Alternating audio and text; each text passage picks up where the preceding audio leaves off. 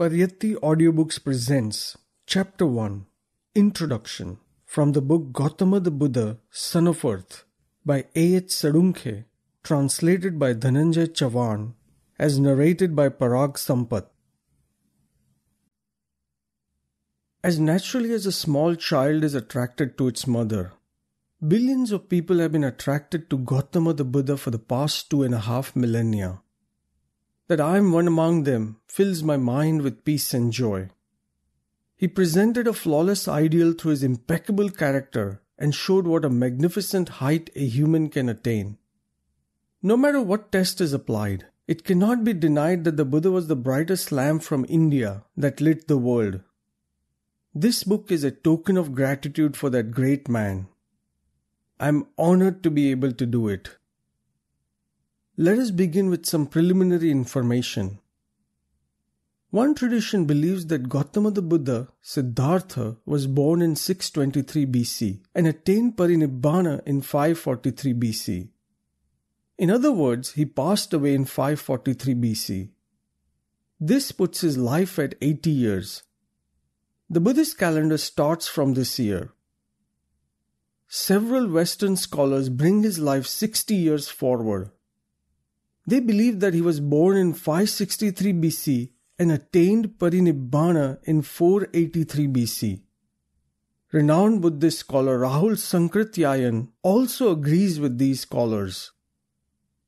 At the time of Siddhartha's birth, his father was chief of the Sakyan clan.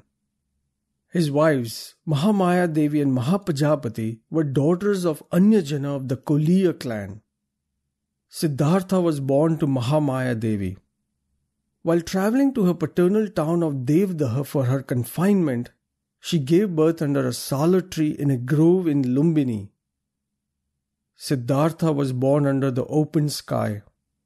All his life too remained open, the same inside and outside. Maya Devi passed away a mere 7 days after his birth. But Mahapajapati nursed him with all care and affection. To start with, I wish to clarify the title and my thoughts about the Buddha in context of the title and then turn to the main subject. First, let's discuss the name Gotama. Gotama is the family name or what is called surname today. Siddhartha is the given name. Buddha indicates attainment of enlightenment, that is Bodhi. It is also possible that the name Siddhartha gained currency later in retrospect. Let us assume for the time being that it was the name given by his family. The use of Gotama is basic. In Marathi and Sanskrit, the form Gautama is used. Majority of Indians use this form. I too used it since childhood. Even then, I decided to use Gotama in this book for a specific reason. Gotama the Buddha taught in Pali. He insisted on using Pali instead of Sanskrit. This insistence was right, as we will see later in the book. We need not go into details about the relationship between Magdi of his time and Pali. It suffices to say that the form used in Pali is Gotama, not Gautama. In Tipitaka too, Gotama is used everywhere. Using the Pali forms of words seems correct, as it makes sense to stick to the original forms in using proper names. Since Gotama was the family name, it is obvious that he got it automatically at birth. Thus, Gotama was his first identity. The journey of his life began as a man born to the Gotama family. This man then neither is Siddhartha nor Buddha by birth. His father and cousin Ananda were all Gotamas. Go means cow and bull. The suffix tama indicates plentiful. The natural assumption is that due to ownership of large herds of cattle, the family got the name Gotama. This tradition of owning cattle had continued in the family up to his father Suddhodana's time. We will see later how during the annual ploughing ceremony, Suddhodana would use bullocks to plough his fields. Therefore, among the people in ancient India who opposed cow slaughter, Siddhartha Gautama was the foremost. His given name was Siddhartha, the link that joins Gotama and Buddha. Before turning to the word Buddha, I would like to discuss Siddhartha, a word that is missing from the title of the book. This word is an important link that joins the two states, Gotama and Buddha. Siddhartha is one who has achieved the aim of one's life, one who has accomplished the goal of one's life. When Siddhartha's parents named the child, they must have hoped that he would truly become Siddhartha, literally one who has achieved the goal. As long as he had not attained enlightenment, that is Bodhi, he was merely Siddhartha, Siddhartha Gautama. But when he attained enlightenment, he literally became Siddhartha Buddha. The word Siddhartha became truly meaningful. Therefore, Siddhartha is the link between Gotama and Buddha. No one is born Siddhartha Buddha. Everyone starts their journey from a state similar to Siddhartha Gautama. Everyone has the capacity to become a Buddha. How much of a Buddha one becomes depends on how much effort one makes to attain enlightenment. Siddhartha Gautama journeyed to the very end possible in those times and thus became Siddhartha Buddha. When I use the words Gotama the Buddha in the title, I have in mind his journey from being Gotama to a Buddha. Gotama is the starting point and Buddha is the point of ultimate accomplishment. Buddhahood is the ultimate accomplishment of Gotama. It is also the annihilation of Gotama. When he attained enlightenment, he ceased to belong to a mere family or clan. He now belonged not only to the entire humanity, but to all living beings. What is Buddhahood? Buddhahood is the pinnacle of human progress. Let us touch upon the word Buddha in the context of the title of this book. Buddhahood is the full development of Gotama. It is the ripe fruit. Buddhahood includes proper and complete understanding of oneself, the entire humanity, and the entire living world. This understanding is unlike the understanding that we get from worldly sciences like physics and chemistry. This understanding does presuppose a process of creating a completely harmonious relationship between the inner world and the outer world, both living and non-living. In such a relationship, a Buddha today would be concerned about violence and terrorism, as well as pollution and global warming.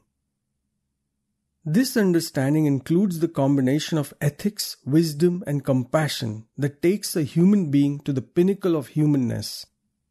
Without wisdom, ethics and compassion become blind. Without ethics, wisdom won't be true wisdom, turning into destructive intellect instead, and compassion would cease. Without compassion, morality and wisdom would become selfish. Therefore, these three qualities must coexist. Gotama's attainment of Buddhahood meant the ultimate maturity of these three qualities. It was humanness at its best. There are several epithets used for the Buddha. I will clarify these now. Let us start with Sambuddha and Samma Sambuddha. What is the difference between Buddha and Samma Sambuddha? Sambuddha means Samma Sambuddha, literally a proper Buddha. Bodhi is the highest noble wisdom. Even if one assumes for argument's sake that Bodhi is proper and improper, that is Samma and Asamma, the reality is that Bodhi generally denotes Samma Bodhi. It follows naturally then that it suffices to call him Buddha. Sambuddha is implicit in Buddha. Samma means proper. Samma means right. Sambuddha is enough to denote Samma Sambuddha. Thus, Samma Sambuddha is a tautology. People often indulge in reiteration out of respect and devotion. In India, the practice of using 1006 times Shri is a classic example. Shri is a respectful prefix. To show more respect, people sometimes use Shri twice, Shri Shri. Sometimes it is used 1006 times. If an adjective or a superlative is used often, it gives rise to a feeling that it is somehow inadequate. Sometimes the adjective is used for other people as well. In such a case, there arises a need to add another adjective to single out the original person. There are several Pacceka Buddhas, that is silent Buddhas in the Buddhist tradition. There is also the concept of Savaka Buddha, that is disciple Buddha. It is possible that Sambuddha and Sammasambuddha was used to denote Gotama the Buddha separately from these. If we start calling several things the best, then one starts using one of the best. Best then becomes inadequate to denote the truly best. Be that as it may, Sambuddha and Sammasambuddha couldn't take place of the word Buddha, which continues to be used as the primary term everywhere at all times. A word that is often used for Gotama the Buddha is Sakyamuni. It is similar to use of Gotama the Buddha. He was born in the Sakyan clan and became a Buddha, a Muni, which was a word used in the Samana tradition for a perfect sage.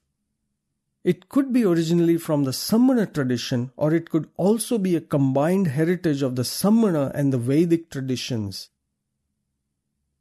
Bhagava is another word that is used again and again in Pali literature to address the Buddha.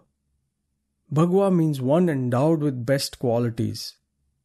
The original form is Bhagavat. Bhagava is the first person singular declension. The form used in Sanskrit is Bhagavan.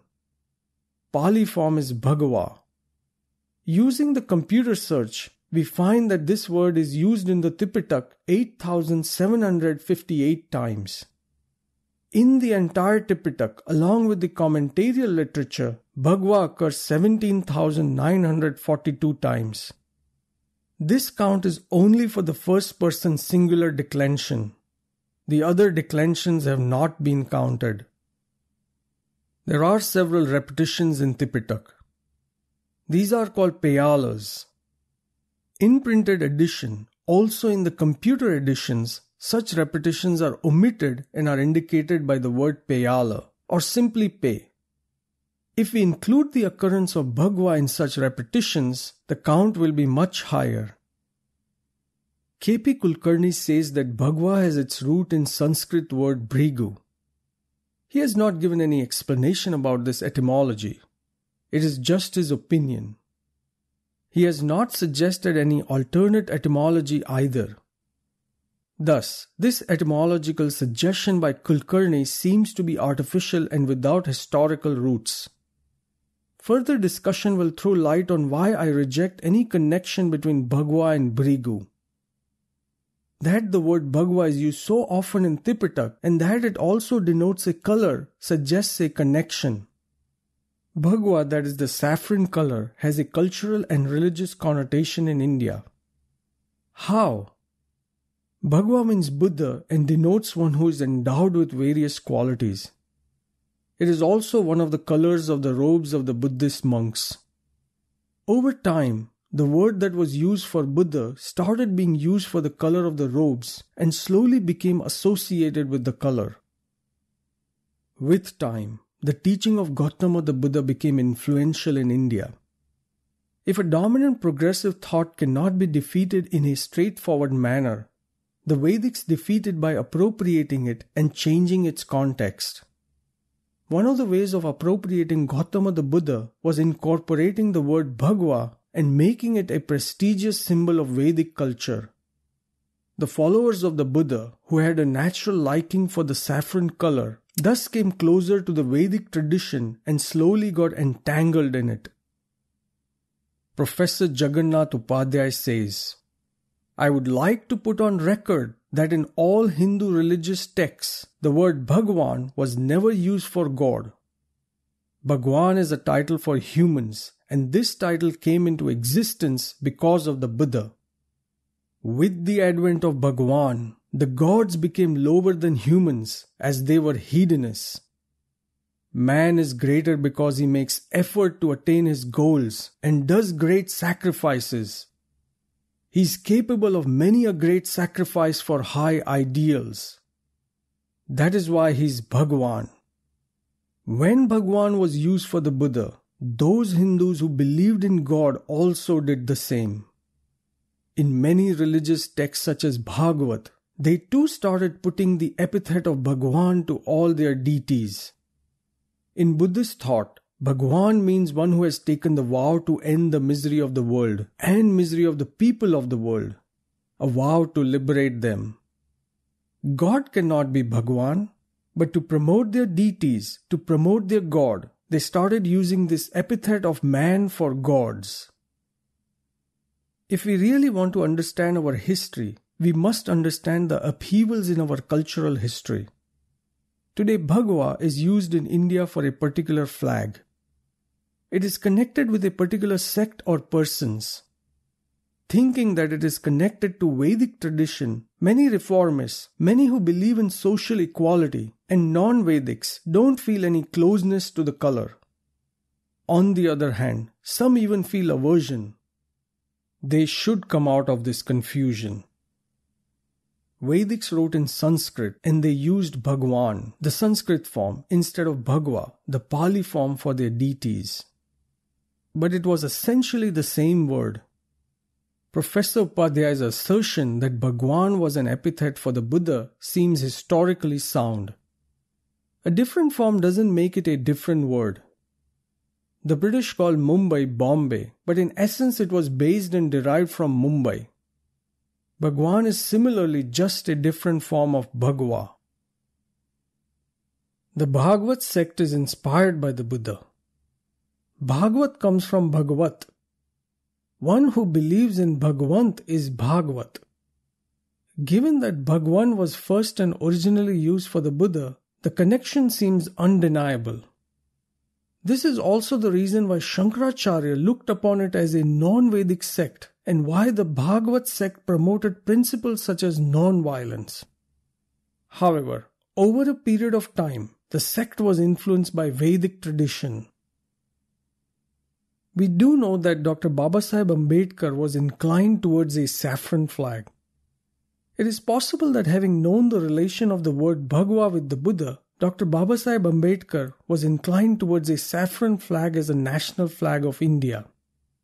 At least he was not against it. In this context, Dhananjay Keer's statement is notable. He was a member of the Flag Committee of the Constitution Committee. There was a widespread discussion at the time about the national flag. Some leaders from Maharashtra and Mumbai Prantik Hindu Sabha met him to plead for saffron flag. Dr. Ambedkar assured them that if there was a dominant lobby behind it and if a strong public opinion is created, he will plead for the saffron flag. When Dr. Ambedkar left for Delhi on July 10 from Santa Cruz Airport, leaders of Mumbai Prantik Hindu Sabha and some other Maratha leaders gifted a saffron flag to him. He assured them if there was a movement for saffron flag, he will support it. It is said that Dr. Ambedkar spoke a few words in favor of saffron flag in the flag committee.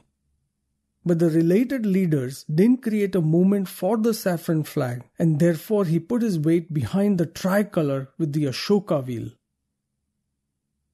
Now we will direct our attention to an important word, Tathagata, one of the common and important words used for the Buddha.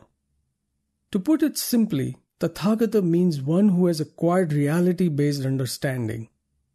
Yatha and Tatha are two words commonly used together. They denote as it is. Tatha denotes reality, truth, the objective condition. If we split Tathagata into Tatha and Gata, it means one who has reached truth, reality. If Tathagata is split into Tatha and Agata, it means one who has come to the truth. In essence, the meaning is the same in both the instances. The original form of Agata is A plus Gam, and one of its meaning is to know, to understand. Therefore, Tathagata also means one who has known or understood reality as it is. Buddhaghosa has given 8 different explanations for this word. However, in this book we need not go into any greater detail. It suffices to know that it was an important epithet for the Buddha and is related to truth-based. T.W. Rhys Davids says, in the Pali English Dictionary, it has not been found in any pre-Buddhist work. I have mostly used the Tathagata in this book for the Buddha. I was faced with the dilemma whether to use Bhagwa or Bhagwan for Gotama the Buddha. I had difficulty with both the words. My preference was for the Pali word. However, Bhagwa has acquired other meaning in Marathi, and I felt it was beyond the effort of a single person to change a deeply entrenched practice. The same thing applies to Bhagwan. I do not disagree with those Buddhist scholars who use Bhagwan for the Buddha, but I felt proper to avoid both the words. The use of Tathagata has none of these difficulties. It is significant that in the Tipitaka, the Buddha used Tathagata to refer to himself. It is possible to use the epithet for other arhats, liberated ones, but for most part it is confined to the Buddha. While translating from Pali, I have used the Tathagata instead of Bhagwa or its other declensions. Some may find it incorrect, but I did so for 2 reasons. 1. I am translating the word Bhagwa and have the freedom to use a synonym. 2. I had difficulties enumerated above with the words Bhagwa or Bhagwan. Just as Tathagata is a commonly used epithet for the Buddha, so is Sugata. Simply put, one who has journeyed to the ultimate truth in a proper noble manner is Sugata. Thus it is a word very close in meaning to Tathagata. The Buddha is repeatedly addressed as Sammana Gotama. The Buddha himself has sometimes referred to himself as Sammana Gotama. Sammana may be looked at as related to Shrama, that is effort, thus one who makes efforts, or as Shamana, peace-giving, cooling. Both the meanings apply properly to the Sammana tradition and the saintly people of the Sammana tradition. The first meaning Shrama connotes concepts such as effort, hard work, striving and endeavor to better the life here and after. It also denies and cuts away the unreal things born of imagination. The second meaning Shamana conveys a cooling or cessation of mental impurities, keeping away of undesirable things, uprooting destructive things and overall conveying the impulse to make one's life wholesome. Sammana is applicable to the Tathagata in both these connotations. Sammana Brahmana is used repeatedly in the Tipitaka to describe the 2 traditions that are separate from each other. The twin form also shows respect for Brahmanas. Bhumiputra. A word in the title of this book means that Buddha was not from the heavens, but was a son of soil. In translating Bhumiputra as son of soil, the translator faced similar problems that the author faced when using Bhagwa. The phrase is associated with socio-political movements of the local people all over the world. Without going into details of the socio-political issues involved in those movements, it can be said that this phrase expresses the aspirations of the local citizens and at times genuine concern of being disenfranchised in their own land. But sadly, it also implies an intolerance of outsiders and an intolerance of the very poor who want nothing but to earn a living by the dint of their labor. Unfortunately, Son of Soil has acquired a shade of narrow regionalism. Any such intolerance is totally foreign to the Buddha's teaching. Therefore, though Son of Soil is an elegant translation, I have not used that phrase as it would have carried a connotation that is totally antithetical to everything that the Buddha stood for. Let us discuss the phrase used in the title, originally Bhumiputra and Son of Earth in translation. The Buddha became enlightened by his own efforts by developing, mastering and reaching the pinnacle of wisdom. Thus it is true that he became different from other human beings. However, he was born a human just as any other human of flesh and blood. His journey to Buddhahood is a journey of his humanness. Therefore, he taught that every human being has a seed of enlightenment in him or her. Thus, the person who becomes a Buddha and any other human being who has not attained enlightenment are both basically human. A Buddha has reached the end of the journey, whereas an ordinary human being is on the path. There is nothing unnaturally miraculous about the Buddha. He is not a son of God, or a part of God, or a messenger of God. There is no place for God in his entire teaching. Therefore, his entire personality remains untouched by the concept of God. He was human born to Maya Devi and Suddhodana of Gotama clan. He became the Buddha by attaining enlightenment. There was neither a divine revelation at work here, nor a miracle. He was not a manifestation of divine power that came down to earth from the high skies.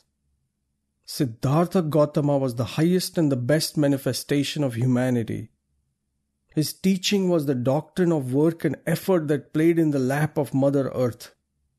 In short, he was not born of high skies but rooted in earth. He was son of earth. Let us first discuss a few points from the Buddhist tradition before we turn our attention to the phrase son of earth. A commentary in Pali says that Maya Devi dreamed of a white elephant entering her womb. The dream is looked upon as an indication that a great son was going to be born to her. We can look at it in two ways. It is possible that Maya Devi did have such a dream. There is no reason to dismiss the dream as unhistorical. Dreams, both pleasant and unpleasant, are an integral part of our life. Therefore, at the time of conception in the joyous state of mind, Maya Devi might have seen such a sweet dream. Looking at the unblemished life of the Tathagata, his comparison to a white elephant is also meaningful. This much can be easily accepted. However, it seems that a myth was created out of imagination when it is said that he came down from the heavenly abode of the Tusita Loka. Had this myth helped in spreading the teaching of the Buddha among the masses without sullying his character, it would have been acceptable as a beautiful myth, if not as a historical fact. But Siddhartha's Gautama's efforts in developing his humanness and the confidence he gave to others for doing the same are nullified in accepting this myth. It goes against the core of his character. That he was born in heaven and he came down to earth from high heaven is absolutely unacceptable at all levels. It goes against the principles of nature. It goes against history. It goes against all that the Buddha stood for. It is unacceptable that he was not born in a natural manner like any other human infant and that he was born from the side of Maya Devi's abdomen. This myth may have its origin in the excessive and distorted feeling of respect and devotion for the Buddha. It is my feeling that we disrespect Maya Devi's motherhood and Siddhartha's sonhood by denying that Siddhartha was born in a natural manner. To insinuate that there is something wrong in natural birth is to disrespect the deep bond between a mother and a child. Therefore, such myths are unacceptable. There is another mythological story and a prophecy. The commentary to the Tipitaka says that 8 Brahmins predicted Siddhartha's future. When the translator first came in contact with the Buddha's teaching, on one hand he experienced the peace and joy of walking on the middle path, and on the other hand he found several beliefs handed down in the tradition that seemed unacceptable to a rational mind. When traced in texts, these beliefs often seem to originate in the commentarial literature rather than the Tipitaka. Tipitaka remains best source we have about the teachings of the Buddha. But even the Tipitaka, as Dr. Ambedkar has argued in his book, The Buddha and His Dhamma, has been subject to revisions and cannot be taken in its entirety as the Buddha's words. It is said that these 8 astrologers predicted that either he will become a wheel-turning monarch or if he leaves home, he will become a Buddha. It is indeed possible that some Brahmins made such a prophecy. We have to look at this prophecy objectively. For an astrologer, it is a means of his livelihood. An astrologer would most likely be thrown out if he predicts that your child will be a slave, or your child will be an ordinary person, or your child will be a dullard and a failure. Of thousands of children about whom great prophecies are made, only a handful turn out to be of men and women of distinction. The rest lag way behind the predictions. The astrologers often kindle hope in the hearts of parents about their children by making great but vague predictions. This is not because they have a foreknowledge of future events or because they can see into the future. Asita Devala's case was different. We will look at it later in the book. It is said that of the 8 astrologers, 7 were elderly who said that the child will either become an emperor or a Buddha. The 8th, the young Kaundinya, was firm in his prediction that the child would become not an emperor but a Buddha. When Siddhartha went forth from home, Kaundinya went to the sons of all 7 other astrologers and suggested that they also go forth with Siddhartha. 4 agreed and left with him, forming a group of 5. Dharmanand Kosambi's comment on the myth is convincing. In his book Bhagwan Buddha, Jivan or Darshan, he says, this information about the group of 5 seems mythical. If Kaundinya was sure that Gotama was going to become a Buddha, why did he leave Gotama at Uruvela and go to Varanasi? When the future Buddha started taking food for sustenance of the body, why did Kaundinya lose his faith completely? It cannot be said that they were all Brahmins either. For sure, we cannot cut the Buddha's connection to earth. If we sever the Buddha's umbilical cord with the earth and connect it to the heaven and assume that his future was predetermined at the time of his birth, we negate the supreme efforts of this great son of earth. If we accept that he came down from the heavens to help humanity, we lose the essence of his character. How then can he say, each of you can become a Buddha like me? Only if his journey had started as a human can other humans aspire to follow his example. Mere humans have not descended from the heavens, and their future is not preordained as it is claimed for the Buddha.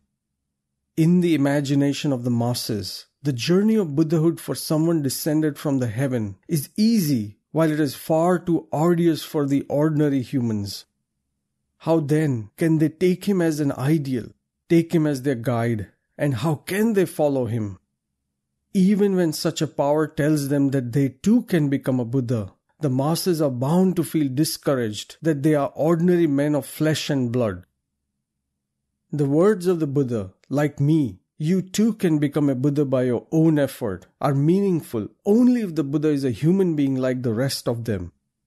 His words are meaningful only when he is rooted in earth, a son of earth, and not a son of the high heavens. Walpola Rahula has commented elegantly on his humanness. In the beginning of his very first chapter of his classic book, What Buddha Taught, he writes, among the founder of religions, the Buddha, if we are permitted to call him the founder of a religion in the popular sense of the term, was the only teacher who did not claim to be anything other than a human being, pure and simple. Other teachers were either God, or his incarnations in different forms, or inspired by him. The Buddha was not only a human being, he claimed no inspiration from any God or external power either. He attributed all his realization, attainments and achievements to human endeavor and human intelligence.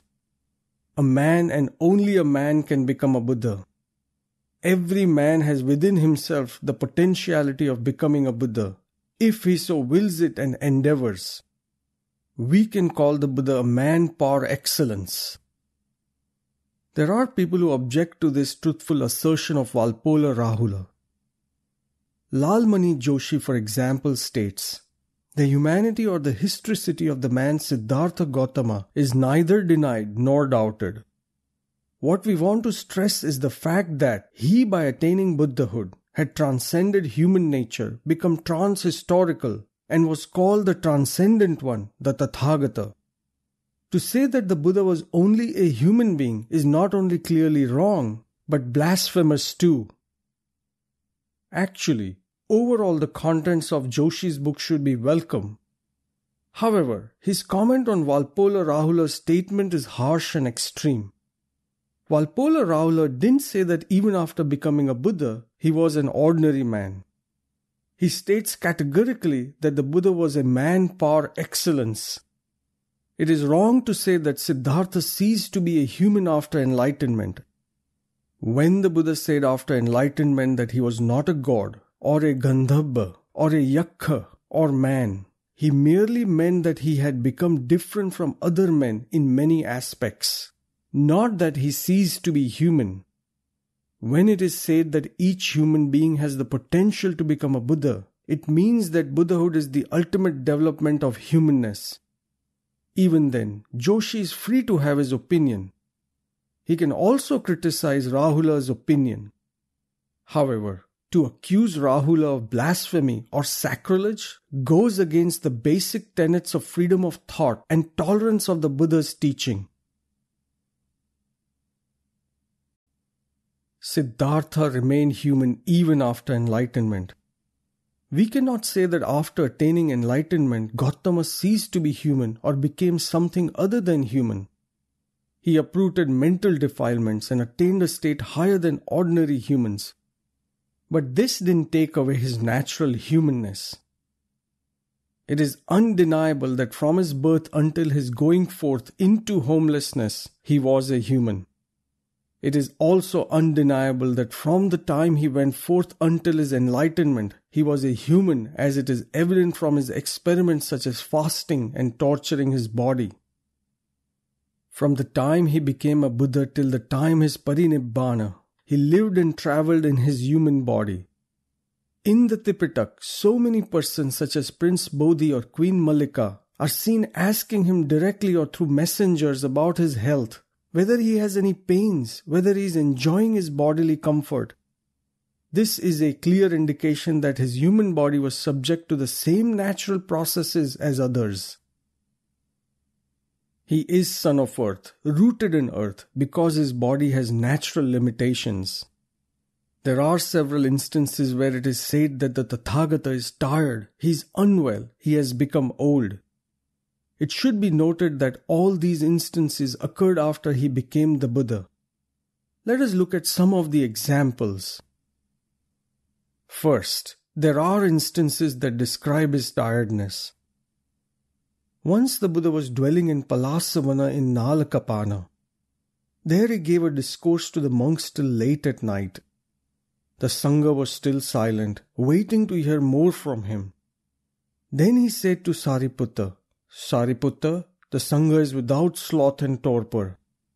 You should have a dialogue on Dhamma with them. I have a backache. I am going to lie down. Sariputta agreed to the Buddha's suggestion and taught Dhamma to the monks. Once, when he was visiting Kapilavattu, Mahanama Sakya had made arrangements for his stay at a monastery. Since the Buddha was tired, he didn't wait at night to talk to him. He came the next day to ask him questions and get his doubts resolved. There is also a reference to his being tired when he went to Kusinara at the end of his life. When he reached the Sala grove of the Mallas in Kusinara, he said to Ananda, Ananda, arrange my bed between the two Sala trees with the head to the north. I am tired and would lie down. Second, we will discuss his illnesses. The Buddha was once dwelling in Negro Dharma of Kapilavattu. At that time he was recovering from a recent illness. Mahanama Sakya came to meet him and asked him a question about wisdom first or samadhi first. Knowing that the Buddha was recovering from a sickness and seeing that Mahanama was asking him a serious question, Ananda took his arm, led him aside and answered the question himself. This instance of the Buddha's illness illustrates his humanness. It also shows how much Ananda cared for him. Once when the Buddha was in Savatthi, he had dyspepsia. Upavana was attending on him at that time. The Buddha asked him to get hot water. Upavana went and stood at the door of Devahita Brahmin. On being asked, "What do you want?" Upavana answered that the Buddha had dyspepsia and needed hot water. The Brahmin then gave hot water and some jaggery to Upavana. On returning to the Buddha, Upavana bathed the Buddha in warm water and gave him hot water mixed with jaggery to drink. The Buddha felt better after that. Later the Brahmin became his devoted disciple. Once the Buddha was dwelling in Kalandaka Nivapa in Rajgaha. He was very sick at that time. One day Mahachunda came to visit him and sat on one side after paying respects. The Buddha asked him to talk about the factors of enlightenment. Accordingly, Mahachunda gave an exposition on the 7 factors of enlightenment. Hearing it, the Tathagata was satisfied and pleased and recovered from his illness. His body was like that of any other human.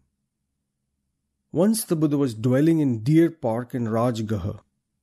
At that time he had suffered a wound from a stone splinter. He was suffering from extreme pain. He faced the pain with forbearance and without getting overwhelmed. Some deities came to visit him at the time and sang praises of his courage in facing the pain. These examples make it clear that like any other ordinary man, he used to get tired and fall sick. Just as other men get injured, he was injured at times. Just as other men suffer pain caused by injuries, he also had to endure pain caused by injuries. He was born and lived as a man of flesh and blood. His reaction to pain is different than that of most men, who not having cultivated forbearance and wisdom become totally dejected. Though he was born a human, the Buddha had travelled a long distance on the path of self-restraint through immense striving. He had conquered misery and achieved a balanced mind. There is no need to forcefully attach miracles to this issue. Such courage can be achieved by all humanity to some extent. When such courage and forbearance is not cultivated, one may not have the capacity to face adversity. But those who cultivate this wisdom are able to face adversity. It is the nature of the human body that it becomes tired and falls ill. We need not give undue importance to the praises sang by the deities. It should be looked upon as a poetic or mythical expression of the exalted state achieved by the Buddha. The last days of the Buddha are described in the Mahaparinibbana Sutta of the Long Discourses. The Buddha was sojourning with Ananda. He instructed the monks to spend the rains retreat in Vesali as per their convenience and told them that he would spend his time in Veluvagamaka. He became very sick during the rains retreat and was afflicted with excruciating pain. But he overcame the pains with his wisdom. He thought that it wouldn't be proper to attain Mahaparinibbana, that is the final passing away, without informing his followers and without taking proper leave of the Sangha. He then used his willpower to subdue his illness. Ananda went to him and saw that he had recovered. Ananda was delighted and confessed that he had lost his composure due to the sickness of the Tathagata. We should understand these instances of his body frailty in the proper context. He taught the Noble Eightfold Path to eradicate misery. It is obvious that one who walks on the path, his suffering is reduced or eradicated. However, it doesn't mean that one overcomes natural limitations of the human body. It doesn't mean that the wayfarer on the path or the teacher doesn't fall sick. Unfortunately, some people like Barrister Savarkar, who look at the Buddha with a prejudiced eye, deliberately distort this reality. Barrister Savarkar has made fun of the Buddha's illness. In his drama Sanyasta Khadag, Kshara, wife of Shakambhata, is seen poking fun at the cold afflicting the Buddha. She says, "His disciples used to lie that the teacher cures the world from the afflictions. and see what has happened. The teacher Buddha has become sick from common cold. Even the women are singing songs that make fun of him. One woman even sang a song to me. How is this man? Such is this man, O lady, my teacher.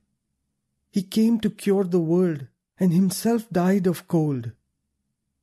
The writer thought that he could reduce the greatness of the Buddha by showing that the man who took up the mission to eradicate suffering from the world couldn't cure his own common cold. However, the fact that the Buddha used to fall sick doesn't take anything away from his greatness. All it proves is that his body too was subject to natural laws. Actually, without all the layers of heavenly divinity and inexplicable miracles, the Buddha is brought closer to us ordinary human beings. His greatness was in his conduct, his thoughts, and his teachings. It remains unsullied by the common cold. The Mahaparinibbana Sutta then describes the dialogue between Mara and the Buddha, who tells Mara that he would attain Mahaparinibbana at the end of 3 months. All compounded things are subject to decay, he reminds Ananda, and tells him that he is nearing the end of his life. When he left Vesali for Kusinara, he said, Ananda, this is the last time the Tathagata is seeing Vesali. This behavior of the Buddha is also a sign of his humanness. Though he went through illnesses, the Buddha's restraint in food, constant wandering, and purity of mind ensured that he was usually in good health. There are references in the Tipitaka about how old age had affected the Buddha's body. Once he was staying in Pubba Rama of Savatthi. In the evening, after getting up from his meditation, he sat with his bare back to the sun in the west. Ananda came to give him a massage and said, Bhante, the Tathagata's body is not as handsome and strong as it was before. It has become lax and full of creases. It is bent now. Eyes, ears, nose, tongue, and skin all have become weak. The Buddha replied to Ananda that it was the nature of the body to get old and explained it in detail. He again told Ananda just before Mahaparinibbana how his physical condition has deteriorated. He told Ananda, I have become old, weak and frail. I have completed the journey of life. I am 80 now. Ananda, just as a rickety vehicle is somehow kept in running condition by constant repairs, my body is continuing to function with much care. This description of his physical frailty doesn't demean him or lessen him in any way. On the contrary, it inspires people. Now we will digress a little and discuss the Buddha's connection to his birthplace in relation to the word Bhumiputra. Being a son of India, he is a son of earth for Indians. Siddhartha Gotama was born in Lumbini, which is a part of Nepal today. Therefore, the people of Nepal can rightly be proud of the fact that he was born there. Culturally, the Lumbini of that time was connected to India. The town of his parents was Kapilavattu. His town, his farms, his home, his subjects and his clan were all in India. He spent most of his life after becoming a Buddha in present-day Uttar Pradesh and Bihar states of India. This is where he attained enlightenment, gave his first discourse on rotating the wheel of Dhamma, spent his rainy retreats, and wandered for the welfare of the many. In this sense, the Tathagata is as much son of India as he is son of Nepal. People all over the world regard him as son of India. The Buddhists all over the world look at India with respect and affection as the land of the Buddha. Once I met a woman working in Anuradhapura in Sri Lanka. When she learned that I was from India, she shared her dream with me. She told me that all her life she has been putting money aside from every month's salary so that when she retires she can go to India to visit Bodh Gaya and other places associated with the Buddha. It shows how much devotion she had for the Buddha and for India, his land. The affection and respect that people have for India as the land of Buddha is certainly a matter of honor. Of course, this sense of honor shouldn't turn to undue pride and sense of superiority. It should be one of affection, closeness, and kinship. Now coming back to the word Bhumiputra itself, he was son of earth because he called upon the earth as his witness. The commentary on Jataka describes the following event. Siddhartha sat down under the peepal tree with great determination. Mara attacked him in various ways. He approached Siddhartha and said, "Hey Siddhartha, get up from this seat.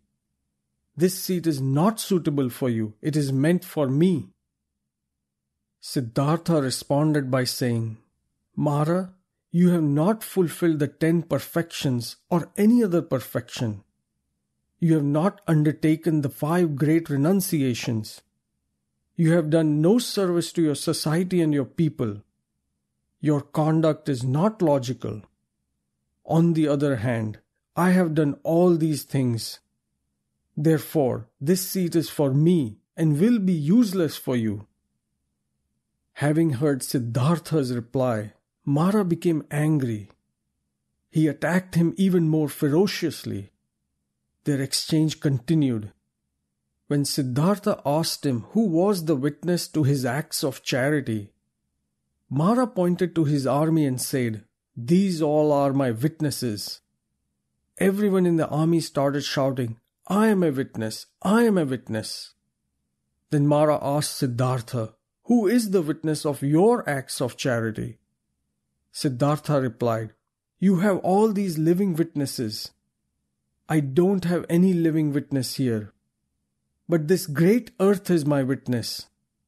He touched the earth with his right hand, saying, "You are my witness, aren't you?" Siddhartha didn't call upon the heaven to be his witness. He called upon the earth. He didn't prove his ability based on some miracle, worldly or otherworldly. He based his claim on earth.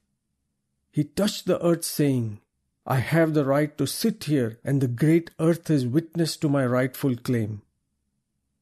The gesture showing his right hand touching the earth is famous Bhumi Sparsh Mudra. There are countless statues of the Buddha in this pose.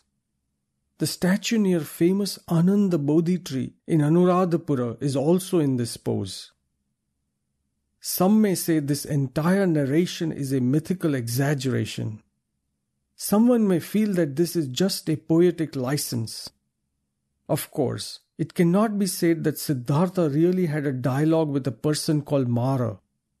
But it is clear that he fought 2 kinds of battles. One was the battle within his own mind. A multitude of urges and impulses rise inside humans. Several defilements rise constantly that distract humans from their goals. Only a man who subjugates these defilements and urges to attain his goal can be said to be a truly courageous man. This battle within oneself can be called the battle with Mara. Siddhartha won this battle within. He repelled the attacks of desires and cravings that make one weak, and proved his merit with great determination to attain enlightenment. What he showed that there was no power in the universe that could remove him from his seat, that is, divert him from his resolution to attain his goal. The commentator has used the question, "Who is the witness for your acts of charity?" in their exchange. It would have been more appropriate if the commentator had used the entire ethical behavior for the question. We should understand that charity here is indicative of entire spectrum of morality. Siddhartha does talk about serving the society and ethical behavior. Of the 10 perfections, charity, that is dana, is the first. Therefore, one may also take dana or danadi, meaning charity. The other battle is with the people of opposing thoughts. Most of the times, Mara comes in form of a Brahmin. For example, in the Mara Samyutta of the Connected Discourses, Mara comes in form of a Brahmin with long matted hair and wearing animal skin to meet the bhikkhus. Mara is one who kills. Whether it is the inner Mara or the outer Mara, he kills our dedication to our goal, kills our determination to follow our life's principles, kills our enthusiasm for constructive action, humiliates us, makes us mentally weak, diverts us from our goal, and at times may even kill us physically. In short, Mara is the symbol of all those tendencies and weaknesses that constantly try to stop us from getting to our goal. The Buddha attained enlightenment while sitting unshakably on earth. He didn't go to the sky or heaven to get that state. The rays of enlightenment radiated from his human body. Wisdom arose in him while sitting on earth. This light of knowledge did not enter his head from heaven or from some divine power that entered his head. If we consider his becoming a Buddha as his second birth, it occurred on this very earth, nowhere else. In this sense too, he is a son of earth, rooted in earth. He was son of earth also because he was son of a farmer. Siddhartha Gotama was born to Suddhodana. On one hand, at the time of Siddhartha's birth, Suddhodana was a king. On the other hand, his livelihood was that of a farmer.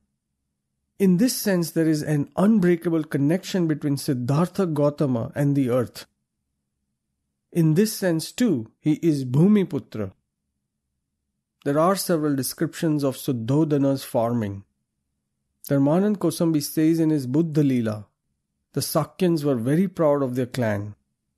Their main livelihood was agriculture. They used to give much importance to this livelihood. Suddhodana was among the Sakyan royalty. It seems that he was elected chief for some time by the Sakyans. Dr. Babasaheb Ambedkar in his book, The Buddha and His Dhamma, says, Suddhodana was a wealthy person. The lands he held were extensive and the retinue under him was very large. Being a farmer, Suddhodana used to celebrate an annual ploughing festival. In this festival, he used to plough the land himself. At one such ploughing festival, everyone was busy witnessing and enjoying the festivities. Siddhartha's attendants too became engrossed in the festivities. When left alone under a jamun, that is a rose apple tree, Siddhartha sat in meditation. This was the first time he meditated in his life, at least the first time in known history. Though the commentaries have mentioned servants, it is unlikely that he was just 3 or 4 years of age at that time. It is possible that he was at least 10 to 12 years of age. Through this meditation, he turned from agricultural farming to farming of the mind, to the farming of the cultivating the minds of people, to the farming of sowing seeds of morality and wisdom in the minds of people. We will discuss this in some detail later.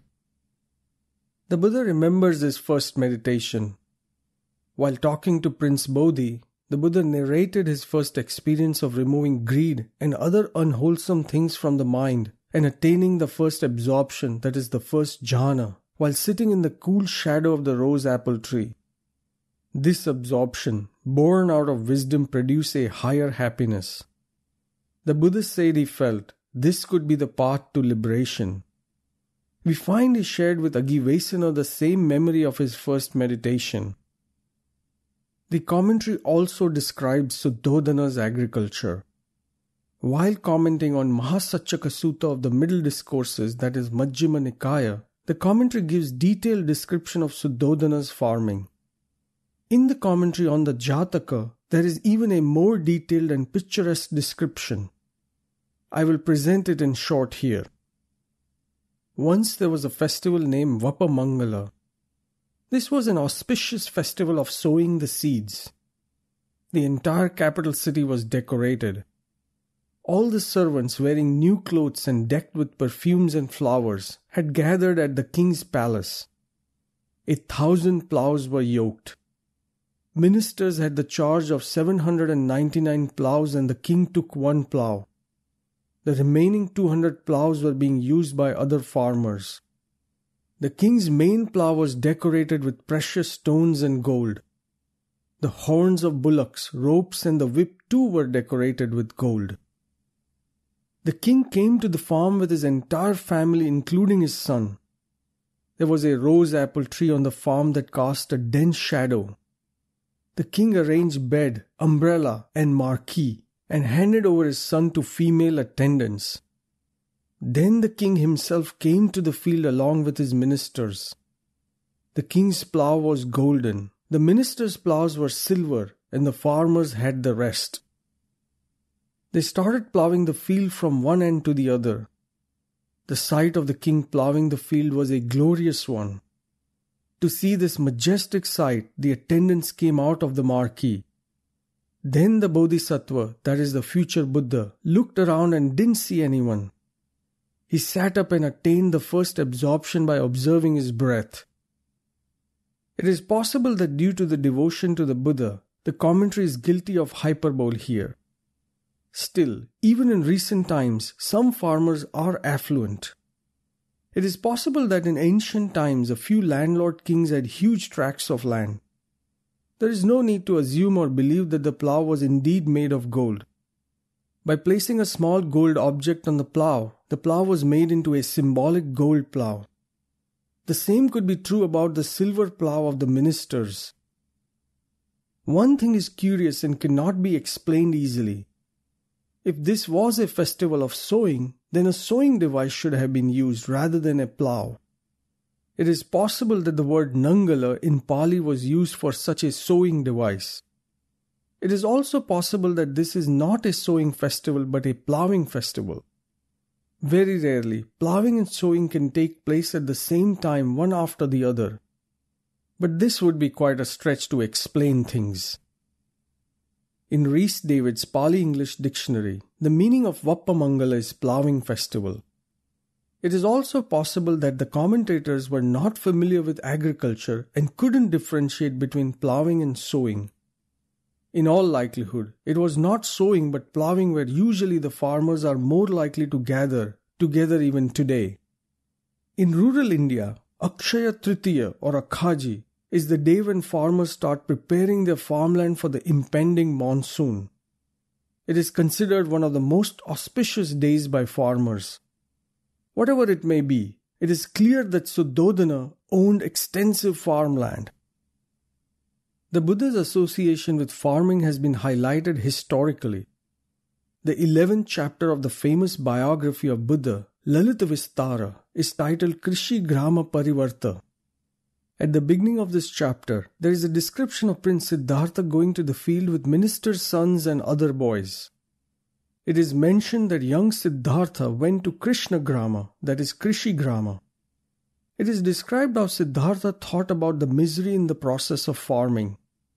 Thus, on one hand, there is a description of real agriculture, and on the other hand, farming is used as a simile for life's labors.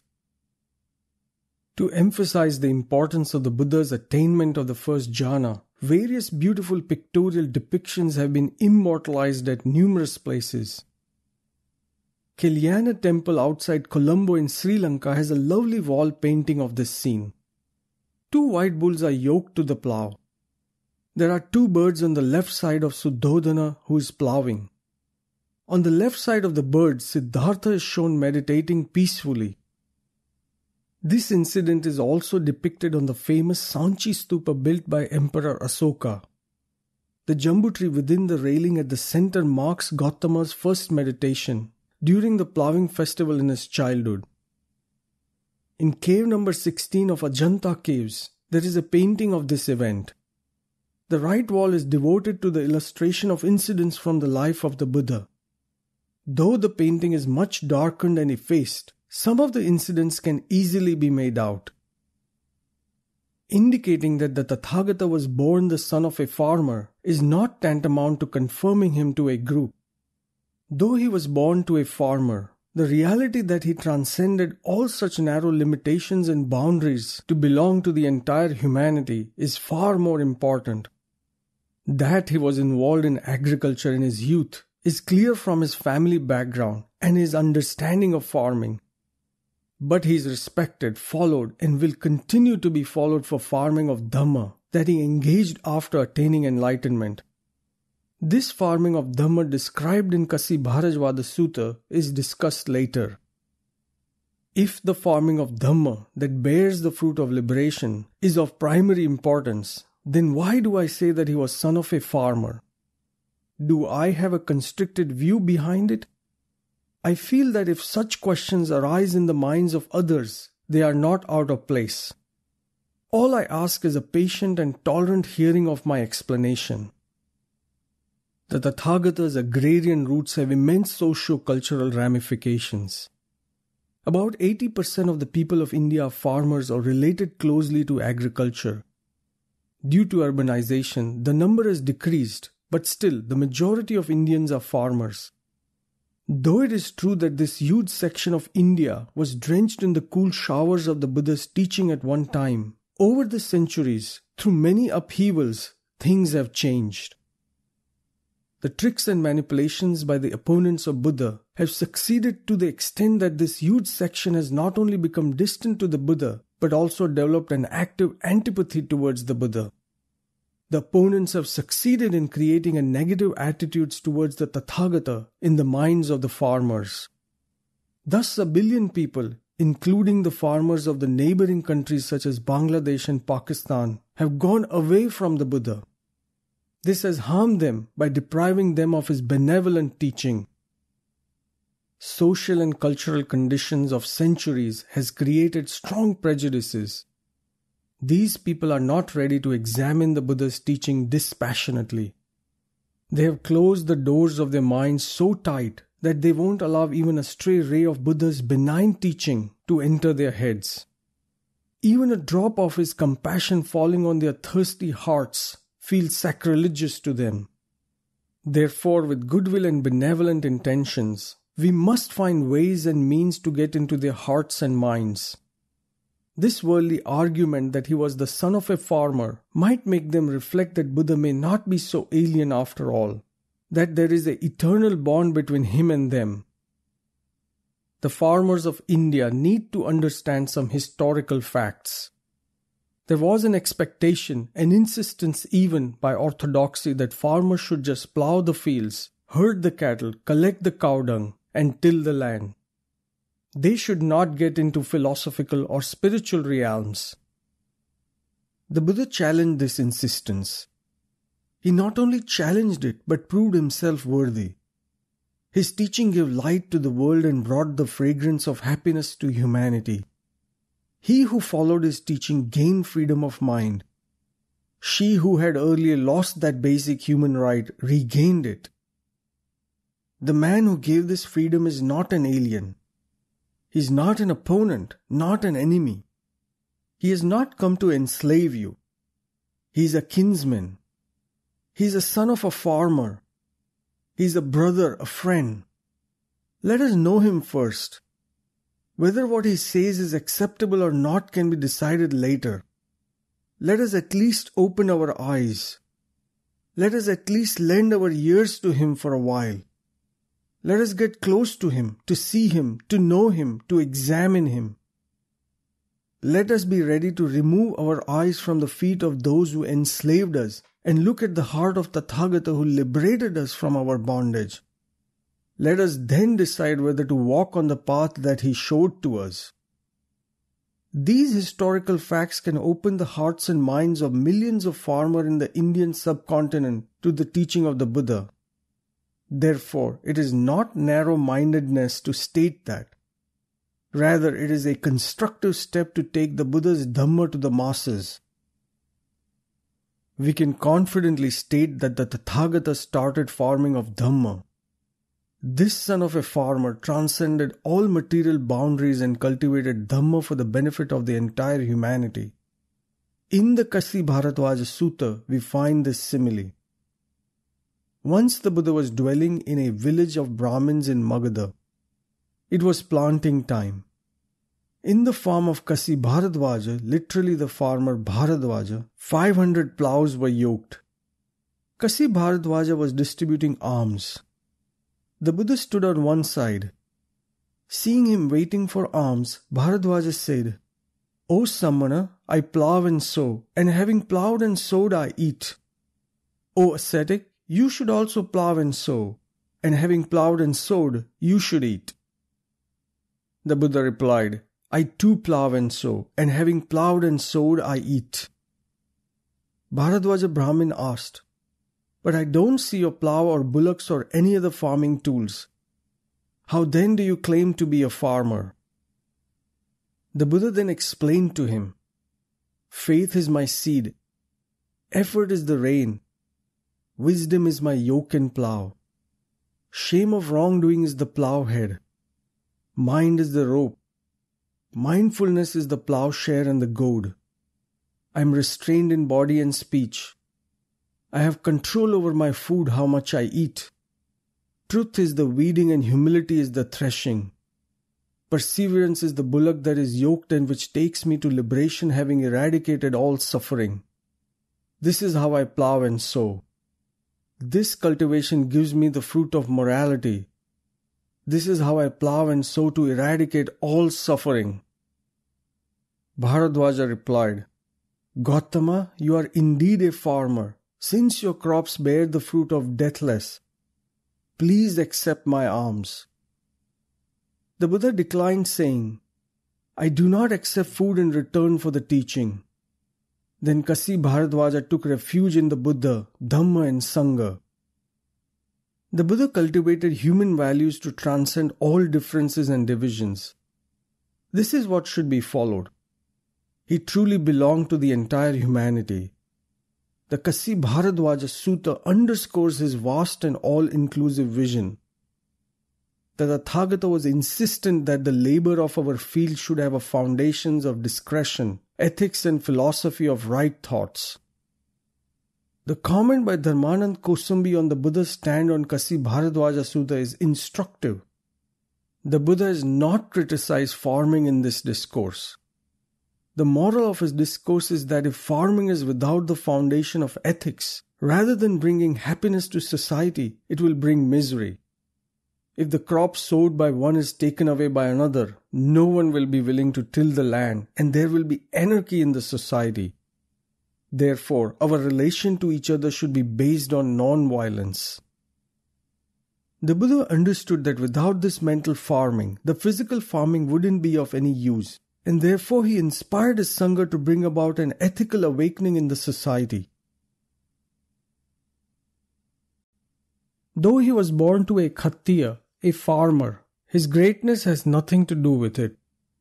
Through countless generations, billions of people have been born in so-called high castes.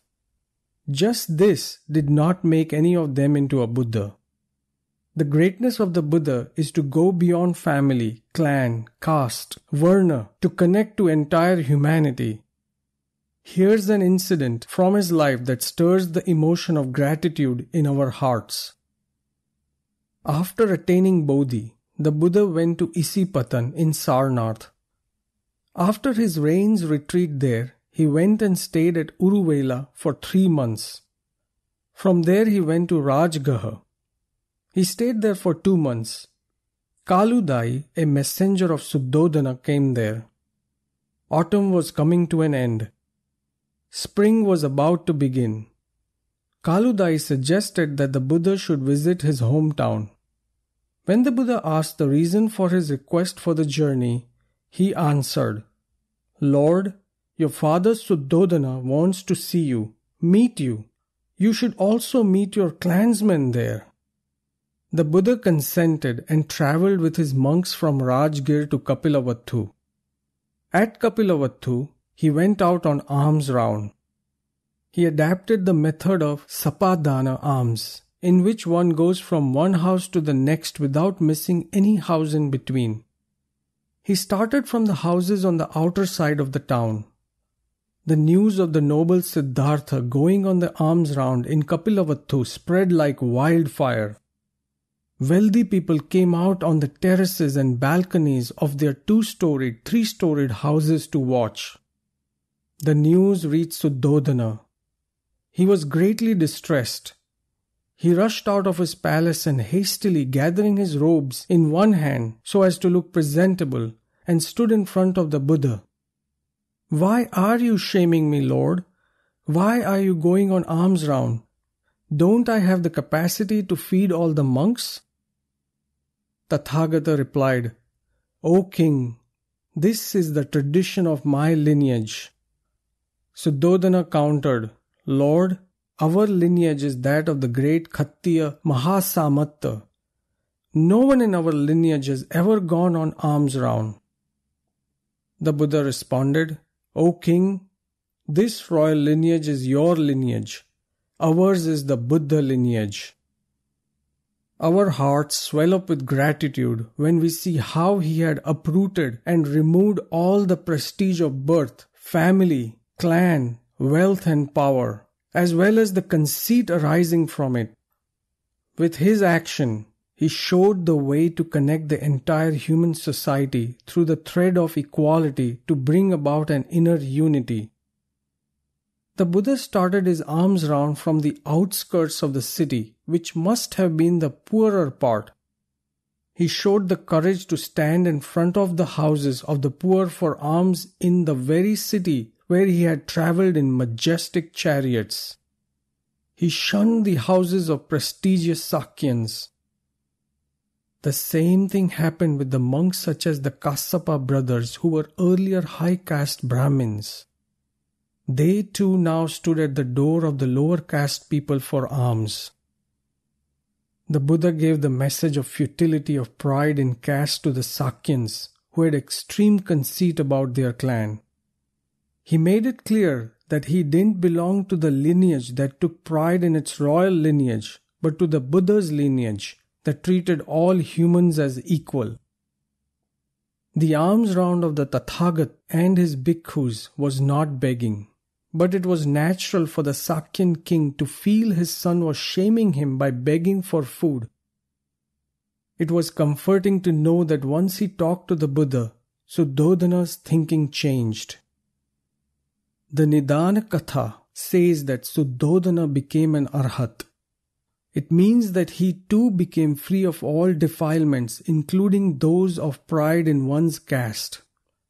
Inner humanity, not outer appearances, is the true sign of a human. This incident of the Tathagata and his father is bound to overwhelm us when we see it in our mind's eye. The Buddha says, being humane is more delightful than even the symbols of Dhamma. In the connected discourses, we find a touching and eloquent verse that tells us that the Tathagata gave more importance to being humane than to the symbols of Dhamma.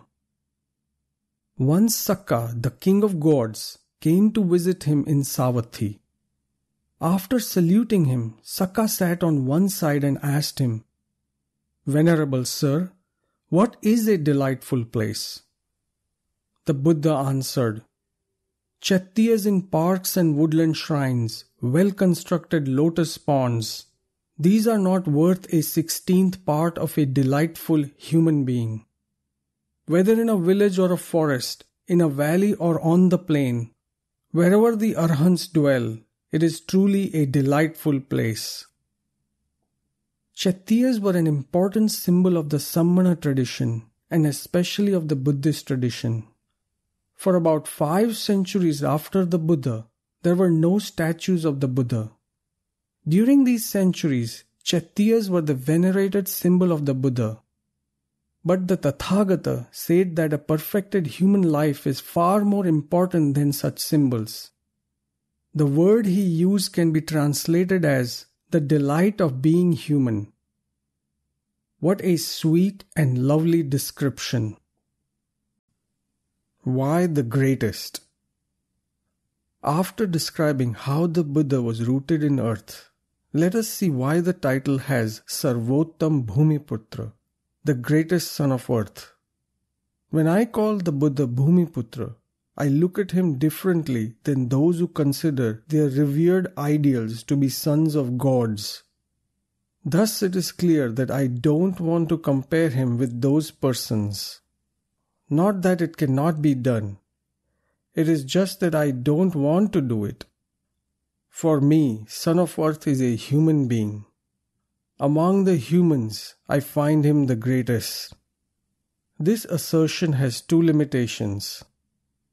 First, I do not state or claim that his contribution to every field of human endeavor was greater than all others.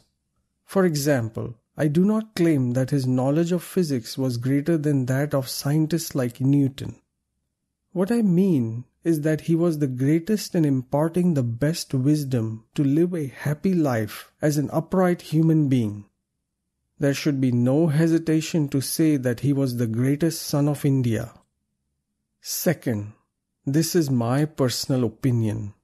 I state it with humility. I accept the freedom of others to accept or reject my opinion, or to have a different opinion. The Buddha himself believed that if one takes such a stand about the truth, it protects the truth. While we will discuss it in much detail later, I cannot resist the temptation to venture an opinion at this stage. In the times after the Buddha, the idea of sthita prajna, that is, one established in wisdom, was much honored and praised. But in the known history of India, the Buddha most certainly is the best sthita prajna. Swami Vivekananda had often expressed his differences of the opinion about the Buddha's teaching. Still, there was an immense respect for the Buddha in Swami Vivekananda's mind as seen from his statement in his speech that he gave on February 2nd, 1900 in California. He states, "See the sanity of the man. No gods, no angels, no demons. Nobody. Nothing of the kind. Stern, sane, every brain cell perfect and complete, even at the moment of death. No delusion in my opinion. Oh, if I had one drop of that strength, the sanest philosopher the world ever saw, the best and the sanest teacher, and never that man bent before even the power of tyrannical Brahmins. Never that man bent. Direct and everywhere the same." Renowned Indologist Sharad Patil says, "There are no two opinions about the Buddha being the greatest man among Indian and Western scholars. Keeping aside controversies surrounding him, it must be admitted that Acharya Rajneesh, Osho, was a serious scholar of Indian philosophy. He often praised the Buddha. He said he was the greatest Indian ever. At other time, Osho said, 'Since Buddha, India has not produced a single man comparable to him.' The Tathagata can be called greatest because he gave dignity and self-respect to the countless men and women who were victims of a cruel and unjust social system that denied them the basic human dignity." Professor Jagannath Upadhyay says, "In reality, the Buddha's Sangha was a refuge to the culture that opposed the traditional orthodoxy. In creating a Sangha, he encouraged a democratic process. He presented an ideal of cultural welfare that included the so-called lower castes or classes in front of the entire world. We thus see that the Buddha gave an exhortation to the whole world for awakening the enormous power of humans by establishing the central importance of man in the field of religion, society and culture. All bow with devotion in front of this supremacy of man. A great poet of the 3rd century says, Aho sansaramanadasya buddhopadasya diptata manusyam yatra devanam sprahani yatvamagatam. Translation: The Buddha's arising on the earth was such a light of human progress that even the gods became envious of the humans. We will see later in this book how the Tathagata gave Upali and Sunita the opportunity to rise to the highest state and how they became a subject of envy of the gods because of it. The words quoted by Professor Upadhyay is by a Buddhist poet named Maitriseta. Now let's direct our attention to the changes that occurred in the Buddha's teachings after his death. The Buddha lived more than 2,500 years ago. In this long period, the teaching was transmitted from one generation to the next, from one country to another. During this transmission, it is inevitable that some changes occurred inadvertently or were made deliberately in his teachings. Therefore, to understand his teaching, we must rely on his original words. Though I have quoted many scholars in this book, my presentation is based mainly on the Pali Tipitaka. This is the most ancient literature of the Buddha's teaching. Therefore, the Pali Tipitaka remains the most reliable source to understand the Buddha directly and properly. Even then, we must be aware of the distance that has crept in between the original teaching of the Buddha and its arrangement of words in the Tipitaka. We will argue why this is necessary. Ani's Sutta, a discourse by the Buddha in the connected discourses, is thought-provoking. The gist of what he said while dwelling in Savatthi is, in the past, the Dasaraha people had a kettle drum. When it became cracked, the Dasaraha people inserted another peg. Eventually, time came when the original drumhead had disappeared and only a collection of pegs remained. Similar thing will happen with the bhikkhus of the future. When the Tathagata's teaching, which is supra-mundane and deep in meaning, is being recited, they will not be eager to hear it, will not pay attention to it. On the other hand, they will listen to those discourses which are mere poetry, beautiful in words and phrases, created by outsiders. Thus, the teaching of the Tathagata will disappear. To avoid it, you should train yourself to pay attention, to listen, and to apply your minds to understand the teaching. The discourse is applicable to us today as well.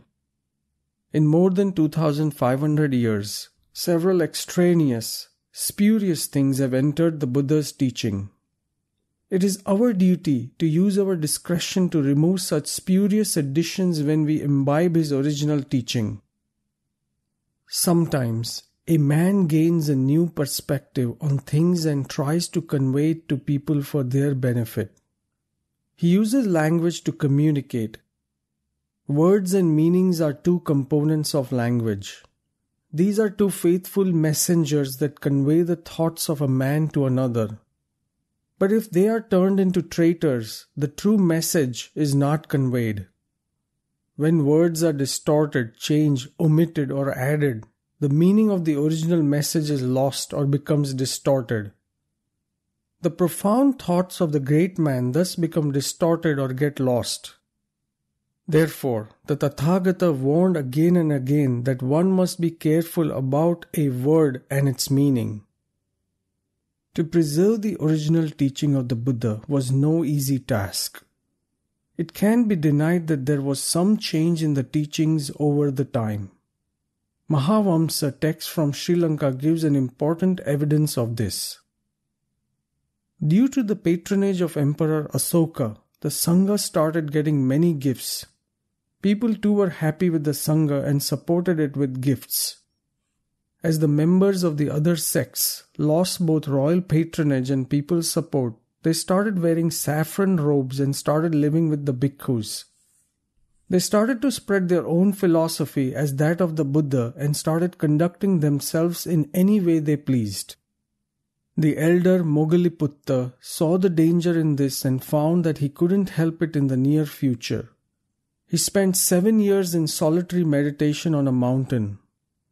The heretics who had entered the Sangha were vile in speech and far outnumbered the bhikkhus who couldn't counter them. Even Uposatha, the fortnight assembly of the bhikkhus, and Pavarana, which is held at the end of rain's retreat, couldn't be held. When Asoka heard this, he sent one of his ministers to mediate in the Sangha and to encourage them to start Uposatha again. The minister conveyed the royal order to the bhikkhus who refused to do so, saying they wouldn't have Uposatha with an outsider. Then the minister started beheading the bhikkhus who wouldn't listen. Seeing this barbaric act, Asoka's brother Tissa, who was also a bhikkhu, went and sat next to the bhikkhus. Seeing Tissa, the minister stopped. The king was distraught as he felt that he was indirectly responsible for this heinous act. He sent emissaries to invite the elder Moggaliputta Tissa. The elder came and gave proper advice to the king. The king called all the bhikkhus, true as well as heretic, in the entire region to the capital in that very week. He and the elder sat behind a curtain while they were interviewed. The bhikkhus were interviewed on their beliefs.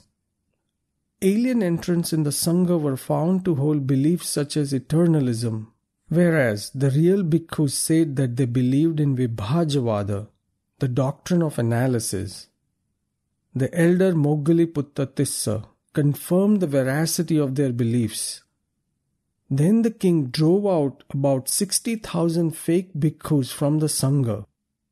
The real bhikkhus resumed uposatha. The Buddha's teachings were also distorted significantly. Even during his own lifetime, the teaching of the Tathagata was sometimes distorted, and he repeatedly cautioned the bhikkhus about it. The Dutiya Pamada, the Vagga of the numerical discourses, states, even though the Tathagata has not said or stated something, some people said that the Tathagata said it or stated it. Even though the Tathagata has said or stated something, some people said that the Tathagata has not said it or stated it. Even though the Tathagata has not acted in a particular manner, some people said that the Tathagata acted in that particular manner. They said that the Tathagata has laid down his rule, whereas in reality he has not laid it down. And that the Tathagata has not laid down this rule, whereas in reality he has laid down the rule. Such bhikkhus causes harm to many, misery to many, loss to many. They destroy the noble Dhamma. The Tathagata had told the bhikkhus to make a careful effort to know his teaching if they felt that it was distorted. Once he was dwelling in Ananda Chaitya in Bhognagar. He called the monks one day and said, O bhikkhus, a bhikkhu might say, this is Dhamma, this is Vinaya, this is the dispensation of the Lord. I have heard this from the Tathagata himself. Bhikkhus, when you hear him, don't agree or disagree immediately. Rather, understand how the words have been arranged. Compare it with the suttas and the Vinaya. If it is not keeping in with the suttas and the discipline, understand it is not said by the Buddha. That it is a tainted understanding of the bhikkhu, and you should reject it. If a bhikkhu's statement is in keeping with the suttas and the Vinaya, then it should be accepted as the Tathagata's teaching, and that the bhikkhu has understood it correctly. Similarly, whatever is heard from the Sangha, from one or more elders who memorize the discourses, from a bhikkhu, it should be compared with the known suttas and the discipline of the Buddha. The Buddha was aware that the teaching can be distorted. It had happened in his own lifetime, and he had to rectify it often. He earnestly wished that the principles that he espoused and spread for the benefit of society should reach the society without any alteration. If they got distorted, then instead of benefiting people, they would harm people. The care he took to keep the original teaching from getting distorted tells us about his discerning, restrained and civilized persona. Not only did he warn against blind acceptance in his name, but also cautioned against outright rejection without proper examination. He encouraged a balanced examination about the truthfulness of the content. He once told the bhikkhus, 2 types of people falsely blame the Tathagata. Which 2? 1. A person who explains that which is going to be inferred as that which has been inferred. 2. Who explains that which has been understood as that which is going to be understood. That which is going to be inferred or understood is neya, about the future. That which has been inferred or understood, nita, is about the past. Epistemologically, neither is more important than neither. Neither is what is known, what has already been discovered. There is certainty about it. Neither is uncertain and even confusing. It needs speculation. Whatever has been proclaimed by the Tathagata as uncertain or speculative must be conveyed as uncertain and speculative. And whatever has been proclaimed as certainly known should be conveyed as certainly known. The Tathagata understood that just discovering the truth and proclaiming it wasn't enough, and it was vital to be vigilant in ensuring that it was conveyed exactly as proclaimed without distortions. In his book on the Buddha, Dharmanand Kosambi writes, "It is impossible to state how many of the utterances were actually extant at the time of Asoka. There is no doubt that there were additions to them. In this way, many incongruous things entered in the biography of the Buddha. Many parts of Anguttara Nikaya, the numerical discourses, are later additions." Renowned Buddhist scholar Rahul Sankrityayan also feels that changes have occurred over time in the original discourse of the Buddha. In the preface of his Hindi translation of Vinay Pitak, he writes, "Even the teachers of the past have accepted that some of the verses in the Tipitak are later additions. Except the Matikas, matrices, the entire Abhidhamma is a later creation. Then the question arises of whether the entire Sutta Pitak or discourses and Vinay Pitak, the discipline, are authentic words of the Buddha. Many such Gautam Mukha Sutta of middle-length discourses are clearly from the time after the Buddha. All the verses of the Sutta Pitak seem to be later addition except those that can be considered spontaneous utterances of the Buddha. It is also safe to assume that all the descriptions of the miraculous abilities of the Buddha and his disciples, of heaven and hell, of gods and demons have all been added later on." In the preface of his classic text Buddhacharya, Pandit Rahula says, "Some chapters, like some elders in the Sangha, stopped considering the Buddha as human and portrayed him as superhuman. They believed in great miraculous powers of the Buddha. For some, the Buddha's birth and passing away was merely a show.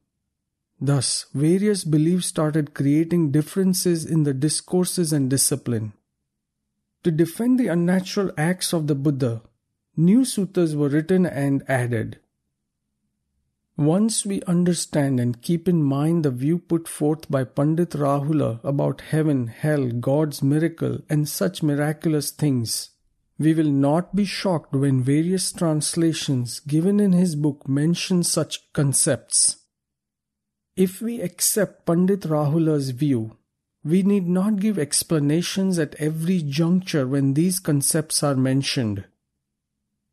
One of the foremost and pioneering Buddhist scholars in the modern era, Mrs. Rhys Davids, states, "Yours is to follow our archaeologists and to dig for the original Troy beneath more than one superimposed city. For that which was Sakya is not that which you find displayed in category and formula, in sermon, and reiterated refrain in the Pitaks. I would go so far as to say in utmost seriousness that could you put into hands of, say, Sariputta any portion of Vinaya or Sutta, he would tell you it was hard for him to recognize in it anything that he taught as the right-hand man of Gotama. Yet you have no reason therefore to despair of getting at something of original purport beneath these many palimpsests. Nay, your position as a serious student becomes so much more interesting. Yours it is not to follow in newly made bypass road, but to aid in the road making. You are coming to this study just when labors of a generation and more of pioneers have cut a clearing for the road of the true through the jungle of ignorance about the Sakya and its birth. The road has now to be made." Perhaps she is exaggerating, but there is certainly some truth in what Mrs. Rhys Davids says. Before we begin, it is vital to understand the original view of the Buddha. Our interest should lie in the true nature of the Dhamma that the Buddha propounded. For this, we must appreciate the transmission of his teaching over time all over the world, the changes wrought in it, its expansion, the changes in its appearance and essence. It is essential to be aware of the difference between the original and the additional or the distorted. We cannot equally revere and accept both of these. Their merit is not the same. We cannot fathom it if we take a biased view. There is a possibility that the real nature of the Buddha's teaching may not be apparent to us if we look at it through the eyes of a votary of a particular sect or tradition among the numerous sects and philosophies that go in his name. This is not to belittle his followers. We cannot put followers and opponents on equal footing. When his opponents tried to destroy his teaching, his followers tried to preserve it to the best of their ability. The Buddha's Dhamma was not a rigid set of principles. It was not a closed tradition bound by rituals. It was a journey beyond all boundaries. It was a journey that truly set a wayfarer free. When we embark on this journey, we must make an effort to discern as much as possible the unadulterated teaching. The Dhamma kept expanding with time. It reached people of various traditions, different regions with different geographical and cultural characteristics. This led to a two-way exchange. Various people welcomed Dhamma, accepted Dhamma, and their lives changed for the better due to inculcation of Dhamma in their life.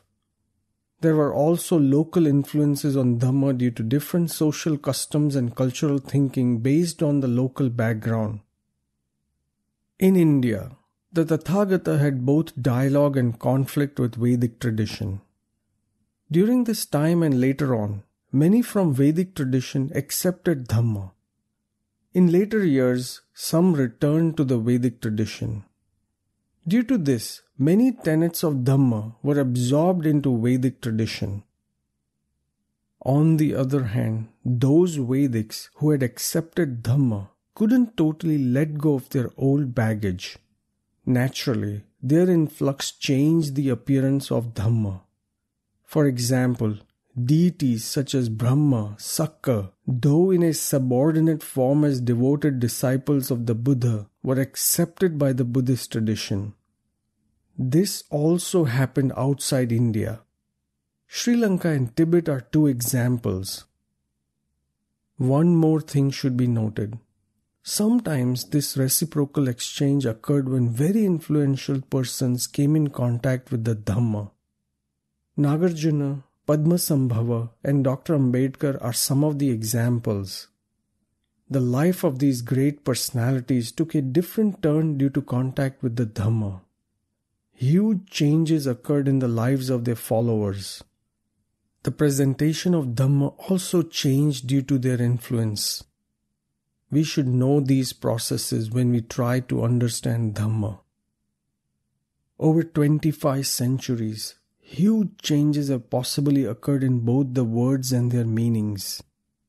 Sometimes a word gets lost. Sometimes a word becomes ugly. Sometimes it acquires grandeur. Sometimes it loses its essence.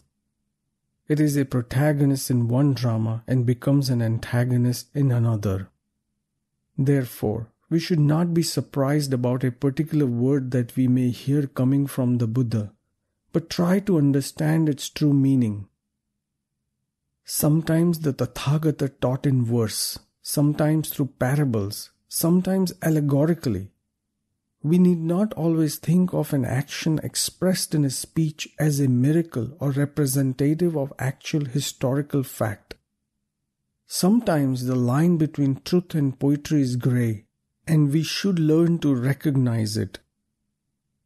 We should always have gratitude for those who preserved the seeds during famine. Various people, groups, institutes, sects, and countries have done something for the Dhamma over the centuries. There may be dispute between some of these groups. It is logical that if we are associated with one group, we will develop rigid attachment for that group.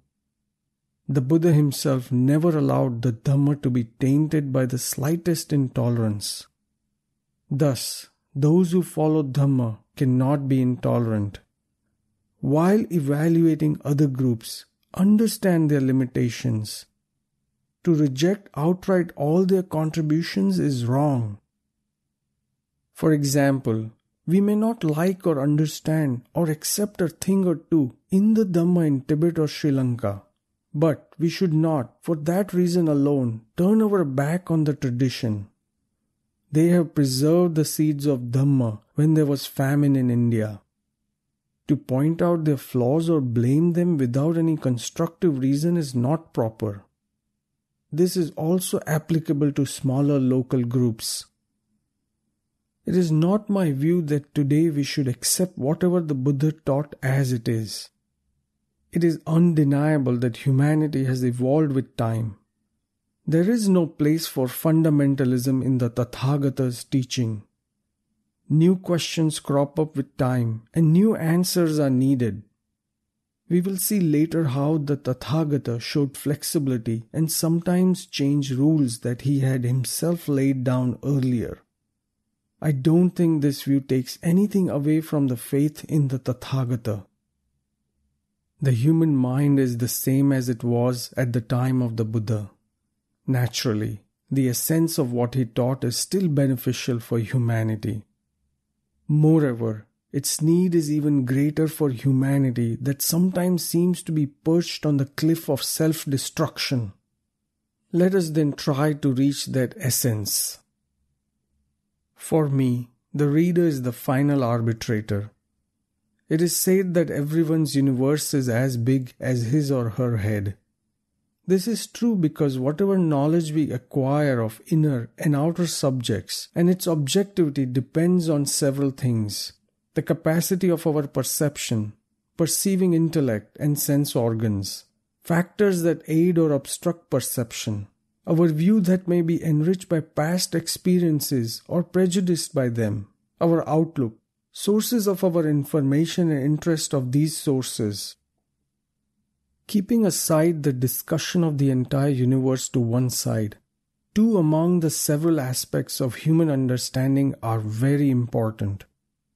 First, man has the capacity to acquire knowledge of a particular field and to make efforts in that direction.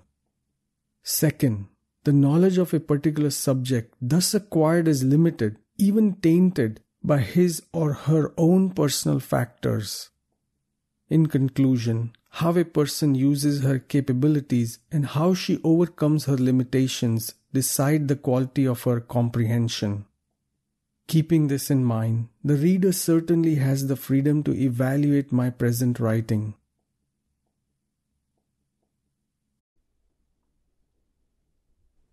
Pariyatti, a non-profit 501c3 organization, offers a wide variety of books, e-books, videos, and audiobooks about the teachings of the Buddha, the Pali language, and Vipassana meditation. Browse our complete catalog at www.pariyatti.org. That's pariyatti.org.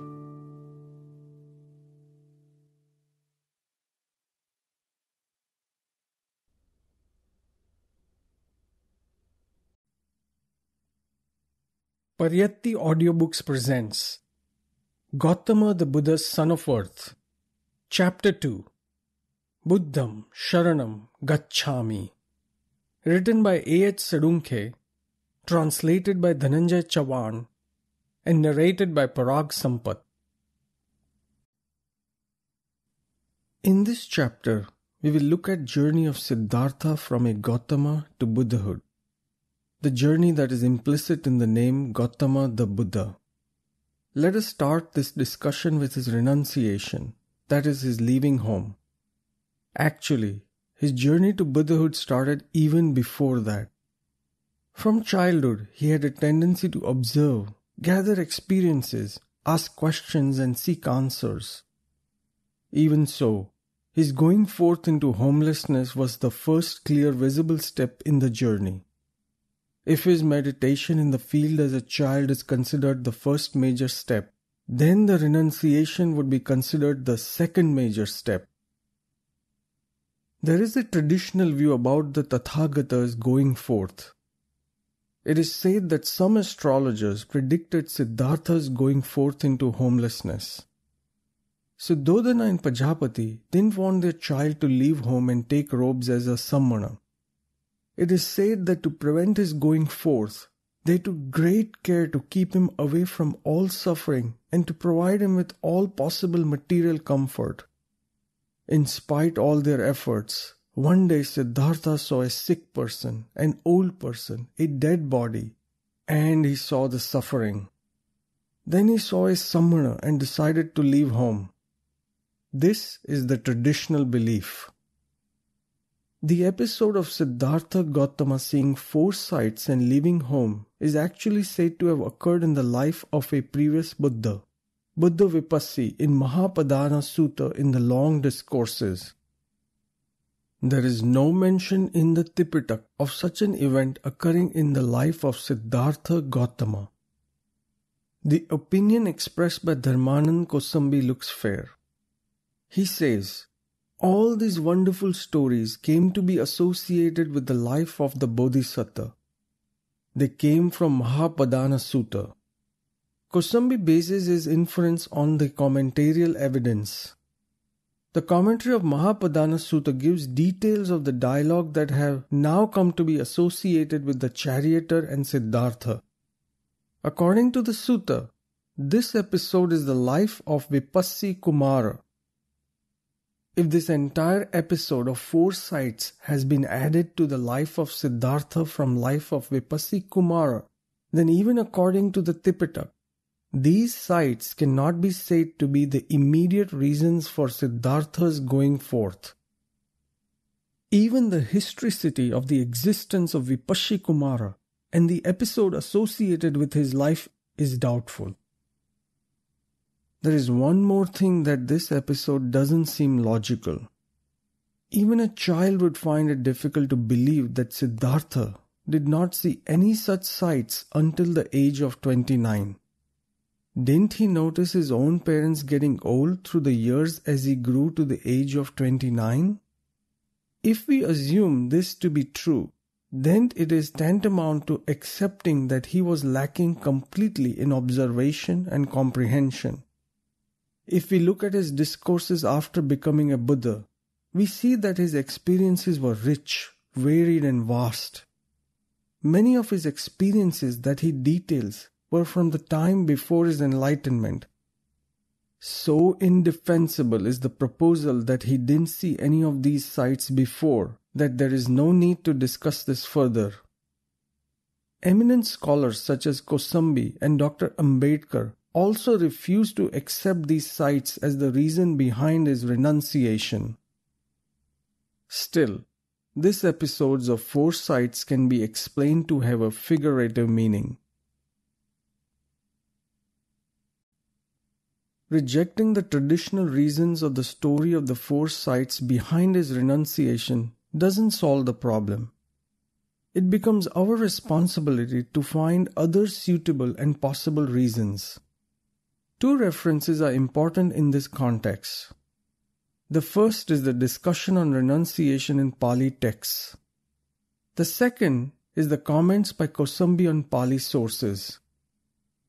Let us first look at the information given in the discourse to Prince Bodhi and other suttas. These explanations as given in the Tipitaka will explain the reason for his renunciation. The first reason for renunciation is that he thought undergoing physical suffering will give him happiness. Once the Tathagata accepted an invitation by Prince Bodhi for a meal. After the meal, he said to the Tathagata, "Revered Sir, I feel that happiness cannot be achieved through happiness. Happiness can be achieved through suffering. He meant that only austerities involving torture of the body can lead to spiritual upliftment. Then the Tathagata shared with him some of the memories of his life before attaining Bodhi. He said, "I held similar view. I was very young. My hair was black at the time when I left home against the wishes of my parents. I shaved off my mustache and beard, shaved my head and took saffron robes to go forth into homelessness." Another detail about his renunciation is found in the Atadanda Sutta of Sutanipata. The Buddha went forth after seeing his subjects suffer like fish without water. Dharmanand Kosampi developed this theory of the reasons behind Siddhartha's renunciation based on the details from this sutta. Kosambi quotes 3.5 verses at the beginning of this sutta. Fear comes from arming oneself. Look at how these people fight. I'll tell you how the urge to renounce overcame my being. Seeing people thrashing around like fish in shallow water, all hostile to one another. When I saw this, I became fearful. The world around seemed without essence, all directions trembling. I sought refuge to keep myself safe, but I could find no such place. Seeing people all around in hostile conflict, I became distraught. Third, he thought that renunciation is like an open sky. The middle discourses give yet another possible reason behind his going forth. Once he was dwelling in Vesali. Satchaka Nigarthaputa came to him. Venerable Ananda saw him coming from a distance. Satchaka was a charlatan and used to think of himself as a scholar. He was critical of the Buddha, Dhamma and Sangha. After approaching the Buddha and exchanging pleasantries, he started a discussion with the Buddha. During the discussion, the Buddha said to him, "Agivesana, before becoming a Buddha, while I was a Bodhisattva, the thought came to my mind, living a householder's life is problematic. It is a muddy path. Homelessness, on the other hand, is like the open sky. While living a householder's life, it is not possible to live a complete and pure, righteous, untainted life. Then why shouldn't I shave my head, remove my mustache and beard, take saffron robes, and leave home?" He then told Satchaka how he went forth against his parents' wishes, leaving them tearful. A similar explanation is given in Pabbaja Sutta of Sutanipata. He says, "I will now explain which serious analysis inclined me towards renunciation, and then give description of my renunciation. The householder's life is full of troubles. It is full of faults. Homelessness is like an open sky. Seeing this, I went forth." The fourth reason for renunciation is given in the middle discourses. Siddhartha left home for a noble search. Just to recap, we are discussing these as we have found the traditional view unacceptable for bodhisattvas leaving home. The Buddha was dwelling in Jaitvana at Savatthi. When the bhikkhus expressed a wish to hear a sermon from the Buddha, Venerable Ananda arranged a talk at the monastery of Ramaka Brahmin. Tathagata explained to the bhikkhus, "There are two kinds of search, noble and ordinary. While being subject to birth, old age, sickness, death, grief, lamentation, to search for things that are also subject to these same qualities is ordinary search. To get attached to son, wife, servants, goats, sheep, hens, pigs, elephants, cows, horses, gold and silver, to become heedless, to become attached to them and try to get these things is ordinary search. On the contrary, to search for peerless Nibbana is noble search." He said, that while he was a bodhisattva, he too was engaged in ordinary search. But once the thought, "Why shouldn't I undertake noble search?" entered his head, he went forth into homelessness against the wishes of his parents. In the reference to the above-mentioned reasons, Kosambi's opinion is very important. Based on various details available in Pali literature, Kosambi gives 3 reasons for the renunciation of Siddhartha Gautama. These are as follows. First, he was anguished by his clansmen taking up arms to fight each other. Second, he thought that the householder's life is full of troubles and faults. Third, he felt that while being subject to birth, old age, sickness, and death, one should not become attached to things with the same characteristics. These 3 reasons can be linked together. The principal among these 3 was the constant fights between Sakyans and Koliyas. Kosambi has rejected the traditional view for Siddhartha's going forth and has given his own explanation for the Tathagata's renunciation. The commentaries contain description of conflicts between Sakyans and Koliyas. According to the commentary, the sermon in Atadanda Sutta was given by the Buddha to avert battle between their armies on the issue of water. Kosambi says, the Sakyans and the Koliyas used to fight over the water of Rohini river. Once, when they reached the bank of Rohini river with their respective armies, the Tathagata stood between the 2 armies and gave this sermon. We see this description at many places in the commentary on Jataka. But it doesn't look right. It is possible that the Buddha gave sermons to Sakyans and Koliyas. He may have also mediated in their conflicts. But there is no reason to give this discourse on those occasions. The Buddha is explaining in this sutta how he developed an urge for renunciation and why he left home. Due to the dispute over water of Rohini or some such mundane issue, there used to be fights between Sakyans and Koliyas. The Bodhisattva had to decide whether to take up arms or not. But it was not possible to end these conflicts with weapons. Even if they were resolved using force, it would not have ended there.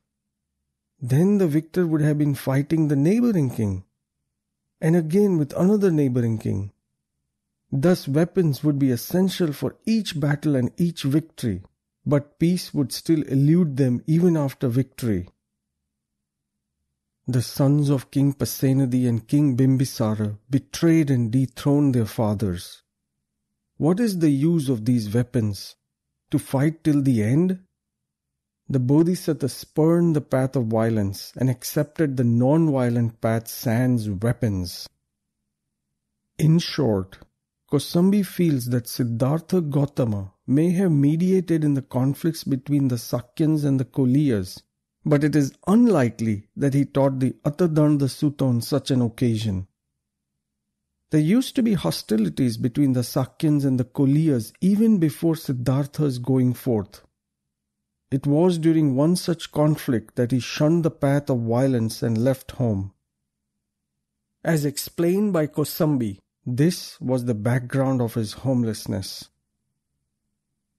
Kosambi dealt with Siddhartha's renunciation in detail in the play Bodhisattva that he wrote in 1945.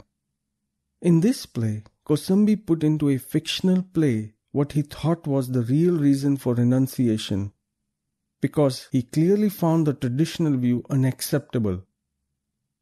In the preface of the play, Kosambi says that he created the fictitious character of Subhadra Koliya in his play. Here, Kosambi has proposed that after Siddhartha refused to take up arms against the Koliyas, the general of the Sakyan army threatened him with boycott of his family as well as confiscation of his property. Let us look at the dialogue as penned by Kosambi. When Siddhartha refused to go to war, the general threatened him. Remember, we may boycott your family and confiscate your lands. Siddhartha requested, please don't boycott my family and confiscate our lands. Don't make all the family destitute. If you wish to punish, please punish me alone. To save his family, he said, I am willing to be banished from our state. I will become an ascetic and live on my own. When he later briefed his father about what happened in the assembly, he said, This is why I thought I wanted to be an ascetic. Our family would have been ruined if the Sakyan assembly had confiscated our lands, wouldn't it? In the publisher's note of the Hindi translation of this play published by the Central Institute of Higher Tibetan Study, Sarnath, the director writes that Kosambi found inadequate, illogical, and improper the traditional view that the four sides were responsible for Gotama's going forth. He put forth Siddhartha's reluctance to take up arms in the bloodshed due to quarrel over water, and consequently, when he was censored by the assembly, he left home. The director adds that the scholars should think about this view. In the preface of this play, D.B. Kelkar writes, I find this theory put forth by Kosambi logical and rational. Further, I want to add that only after reading this do we get a better grasp of the Buddha's teaching. On the basis of the commentary, Kosambi's view is not historical but a constructive allegory. Thus, Bhadant Anand Kausalyayan proposes that it should be left to the reader to decide what could have led to Siddhartha's going forth. Kosambi's theory is based on Atadanda Sutta, but it doesn't mention clansmen. Even Kosambi's translation uses the words people and subjects. But when he gives the list of 3 reasons, he uses the words apta, meaning clansmen. Thus the argument becomes somewhat tenuous. It is difficult to accept Kosambi's objections to the commentary. The setting of the Atadanda Sutta given by the commentary is as follows. The Tathagata stood between the 2 armies when the hostilities escalated into impending war and gave this sermon. This looks unreasonable to Kosambi. If one examines the essence of the sutta, we will find that the sermon not only seems acceptable in that setting, but also appropriate. He wanted to explain to the both armies not to fight, not to quarrel. It was proper that he would tell them on this occasion that such conflicts led to his renunciation, and he had found that the solution is to remove ill will and live in amity. It is noteworthy that this conflict occurred after Siddhartha's enlightenment. By the time of this incident, Gotama the Buddha had come to be revered by general society. There is no basis in Pali literature to say that the conflict had occurred before his renunciation and had led to his decision. The whole theory is Kosambi's imagination.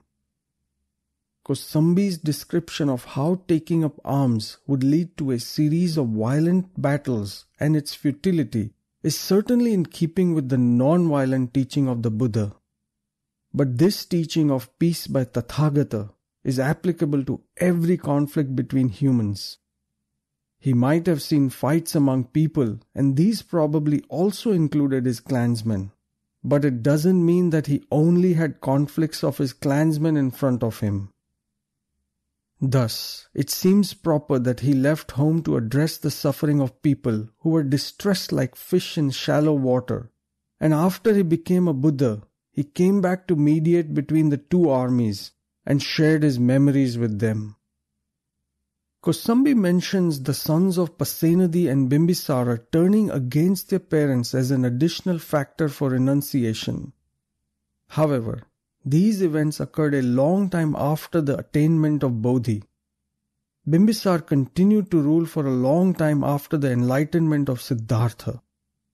It is true that Pasenadi was dethroned by his son Vidudaba, and this resulted in Pasenadi's death. However, Vidudaba's birth, even his mother's marriage to Pasenadi, happened after the enlightenment. Therefore, these sons turning against their fathers could not contribute to the reasons for renunciation. There is one more difficulty. According to the commentary, the Tathagata mediated successfully in the conflict between Sakyans and Koliyas, whereas, according to Kosambi's hypothesis, Siddhartha left the region without settling the dispute. We see in the Tipitaka that the Tathagata often reminisced about his renunciation. He often described how he left his parents in tears. He never said that he took robes because of the conflict between Sakyans and the Koliyas. He said that he left home to find an end to all suffering. In Mahaparinibbana Sutta, we see that at the end of his life, while giving a sermon to Subhada, he said that he had left home 51 years ago with the same aim of finding a way out of all suffering. Though Siddhartha was indeed against war, the converse of Kosambi's hypothesis is that, had he not been threatened with social boycott and confiscation of the land of his family, he would have not gone forth, and would have led a householder's life of a Sakyan. There is little evidence to support this hypothesis. Kosambi's hypothesis can be looked upon as a creative license of a poet or a writer. But the Buddha is a historical figure, and hence we have certain obligations when we use that creative license. The commentary too often uses fiction, and when it doesn't pass the test of rational scrutiny, we have to reject it. Had the commentary not mentioned the dispute over water, we would have been left with little to find our way to the true history of this important conflict. Therefore, I feel that we should look at Kosambi's hypothesis as allegory. It is a vivid, persuasive and handsome allegory that depicts Siddhartha's opposition to violence, bloodshed and destruction. There is more proof in the connected discourses to refute Kosambi's hypothesis. The discourse states, Mara tried to distract Siddhartha while he was meditating to attain enlightenment. At that time, Tanha, or Trishna, that is craving, a daughter of Mara asks him, "You are meditating in the jungle in grief. Have you lost your wealth? Is that why you are worried? Are you on the run from the law? Why don't you meet people?" Siddhartha responded, "I am meditating in solitude to achieve my goal, to attain peace of mind, to defeat the army of all that appears dear and enticing. Since this gives me happiness, I don't meet people." When asked whether he was on the run from the law, he didn't affirm it. This too goes against Kosambi's hypothesis. Kosambi might say that such a question itself is an indication that something had happened.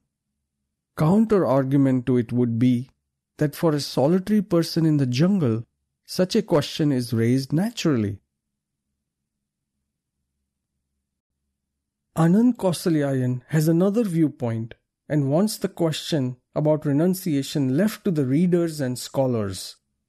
He says, whatever small indicators we find in the Tipitaka are more in keeping with seeing people wilting around him, all hostile to one another, than the story of the aged, the sick, the dead, and the ascetic. In his childhood, Siddhartha had sat in meditation during festivities. This indicates that his nature was contemplative from childhood. Suddhodana, like any other father, would have been worried by it and might have tried to change his mindset. What was this child absorbed in? He had the sensitivity to look beyond superficial appearances. He had the rare sharp intellect to analyze and comprehend events around him, and the organizing capacity to marshal his experiences meaningfully. To say that once he saw a sick person seems like a childlike explanation. He saw suffering all around. He saw mistakes by men and their lamentations. He was disturbed by what he saw and also felt compassion. His very existence was consumed by the question, why are people miserable, and is it possible to eradicate their misery? It is possible that one or two sad events stirred and heightened his sensitivity or brought urgency to it. The suffering he saw in the people around him must have included suffering of sickness, old age, and death, making him even more compassionate.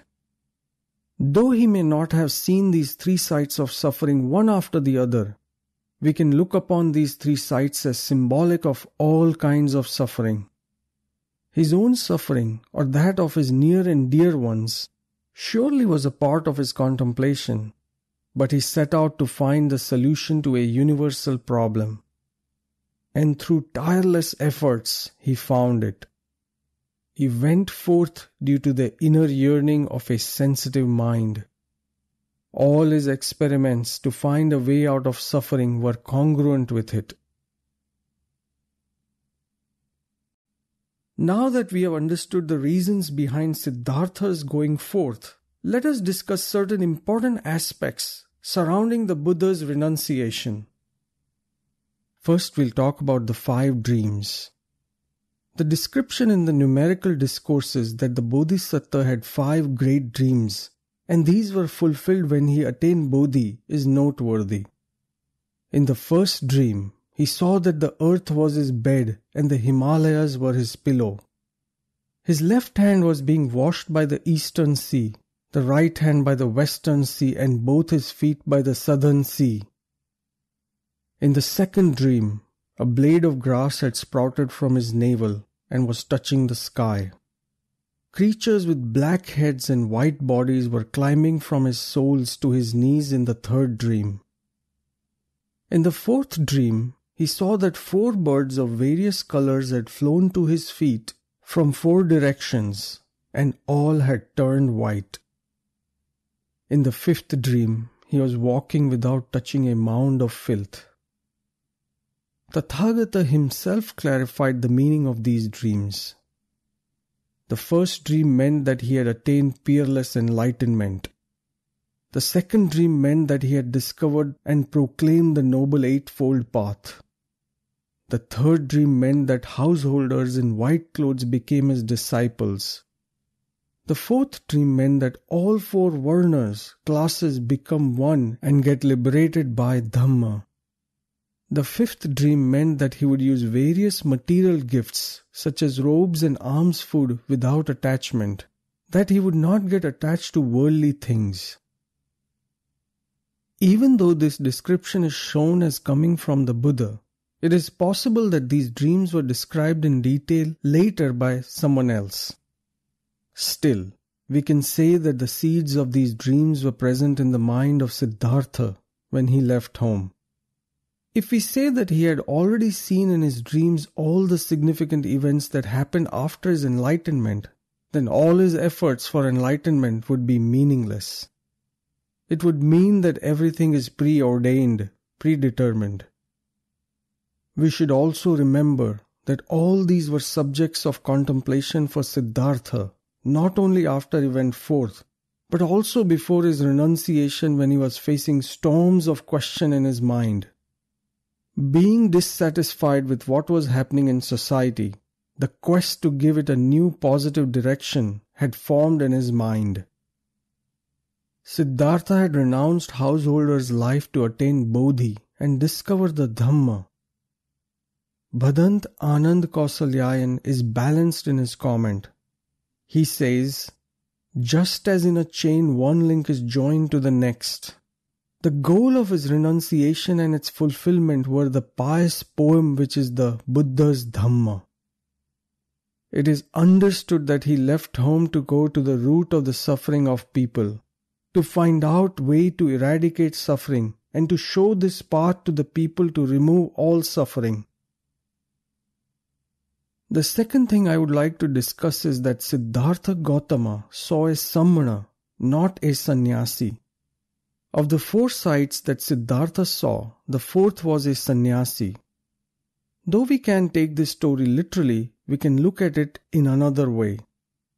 We will see later how Siddhartha had got the legacy of the Samana tradition. Kosambi feels that the visit of Asitakala Devala to Suddhodana's house after Siddhartha's birth was probably true. He says, the story of Rishi Asita predicting Siddhartha's future seems to be an ancient one. We find it in the beginning of the Nalaka Sutta of Suttanipata. It seems that Siddhartha had the opportunity to spend time in the company of various scholars and sammanas or ascetics. When the story says that he saw an ascetic, all it means that he received the heritage of prior sammana tradition, and that gave a particular direction to his thoughts. Sannyasi is often equated with a Vedic sannyasi. This is not true. The person that Vipassi Kumara saw, and is popularly also associated with Siddhartha, was not a Vedic sannyasi. He was a sammana. The long discourses describe him as a shaven-headed ascetic with saffron robes. The Vipassi Kumara's charioteer tells him that the ascetic had taken the robes to live a righteous life, to live a life of equality, to perform wholesome actions, for non-violence, and to be compassionate to all beings. When Vipassi Kumara asked the charioteer the reason why the ascetic had shaved his head, the charioteer gave the same reply. It is unlikely that Siddhartha made up his mind by merely seeing an ascetic. It just shows that how he became favorable to the sammana tradition. This effort to decide a sannyasi or a sammana is not a mere useless academic exercise. If we find out whose tradition was his heritage, the sannyasi that seeks moksha or the sammana that strives to live a righteous life, we will know better what his inspiration was. He didn't consider the Vedic sannyasa as the way to attain bodhi, but thought that he could reach his goal by becoming a sammana. He says that his hair was black when he left home. This means that he left home in the prime of his youth. He left behind a life of great affluence to walk an arduous path. He did this not under any duress or due to any enticement, but with a mind possessed to seek the end of suffering. I would like to now discuss about the Buddha's family during the time of his renunciation. The Buddha said that he left home against the wishes of his parents, and they wept when he left home. Clearly, the description that he left home surreptitiously without informing his family is a flight of poetic imagination. He had discussed his renunciation with his family and had told them about his goal and his decision. The inference of Dharmanand Kosambi looks proper. He says, it seems that the story that the Bodhisattva rode on his horse Kanthaka with Channa and ran away is totally wrong.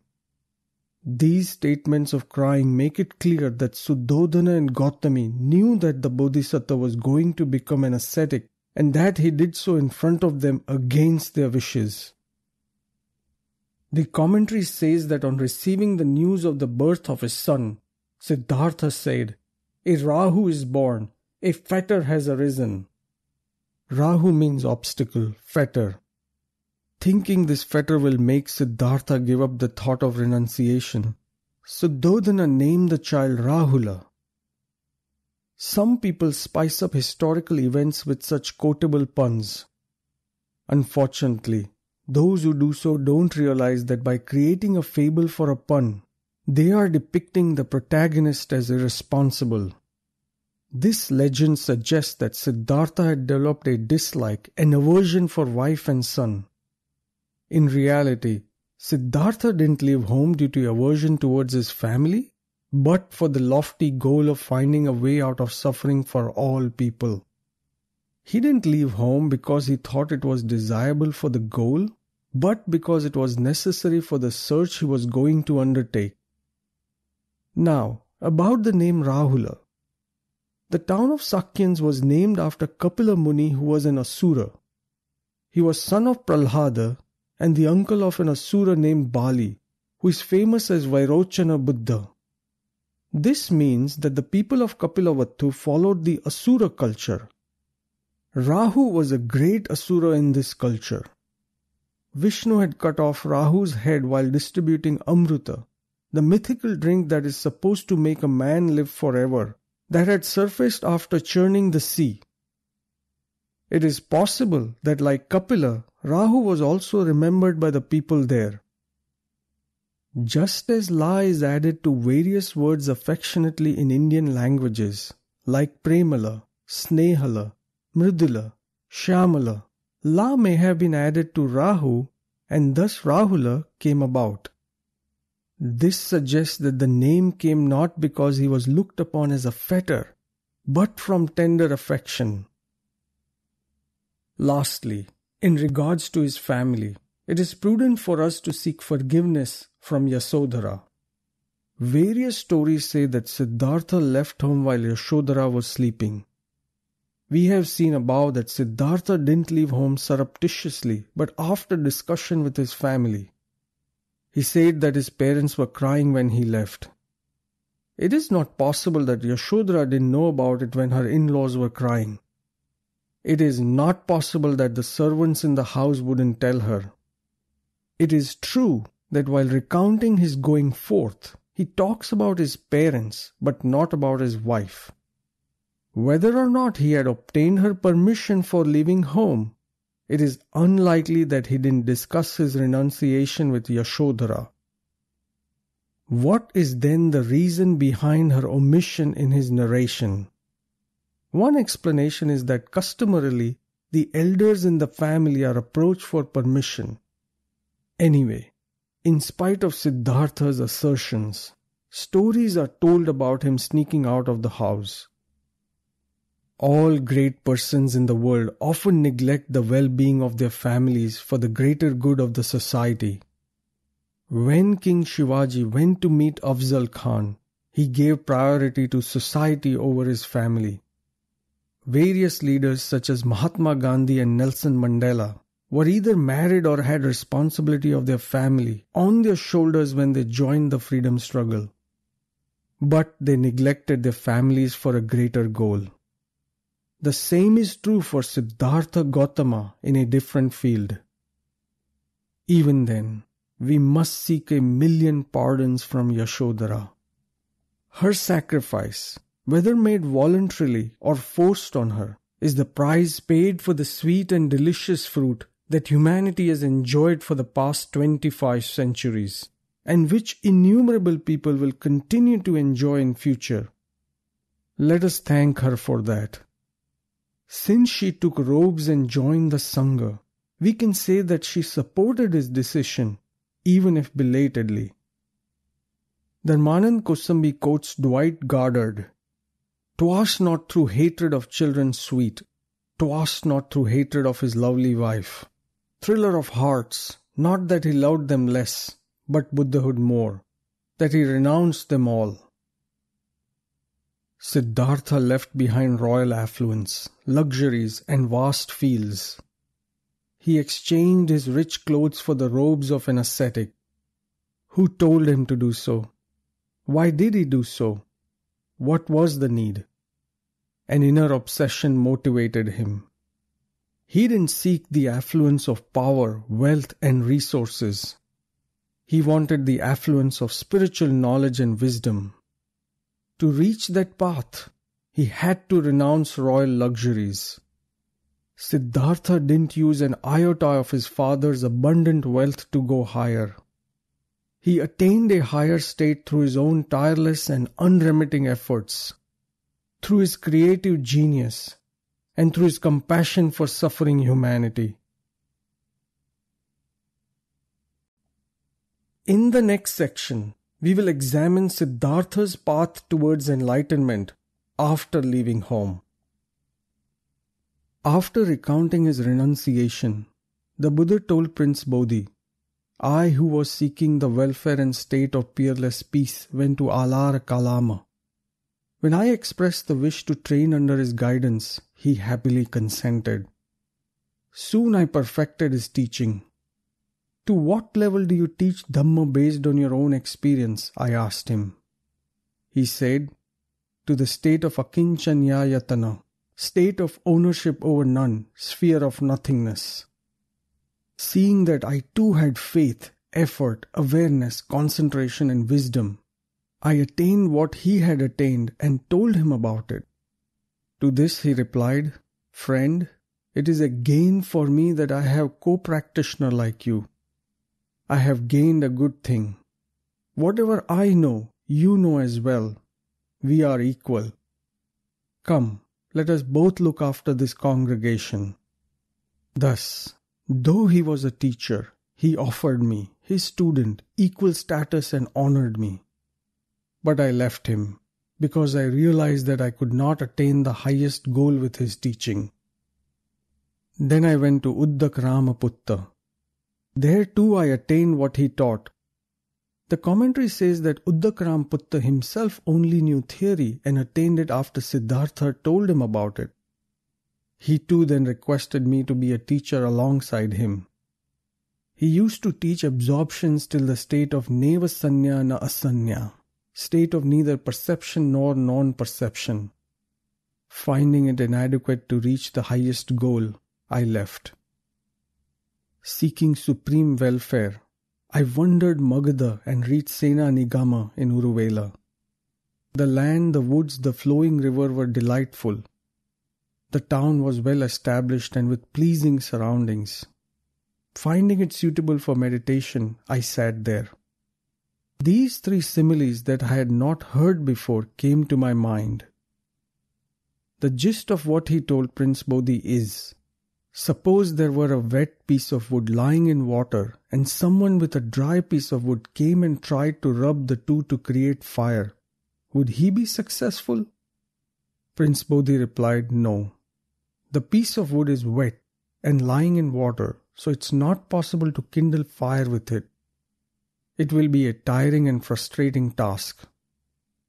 This is what happens with Sammanas and Brahmanas. If they indulge in sensual pleasures and have not extinguished lust within, they will be tired and distressed but will not attain enlightenment. This was the first simile. If the wet wood is lying on land, it still cannot generate fire. Similarly, those who have given up sensual pleasures but have not extinguished craving within will not attain enlightenment. This was the second simile. If a dry piece of wood is lying on dry land, then it can certainly produce fire. Similarly, those who do not indulge in sensual pleasures and have extinguished the craving within can attain enlightenment if they make proper efforts. This was the third simile. Then the Buddha said, I started making efforts, with teeth clenched, tongue pressed against the roof of my mouth, crushing mind with mind. I exerted such great effort that sweat ran from my armpits.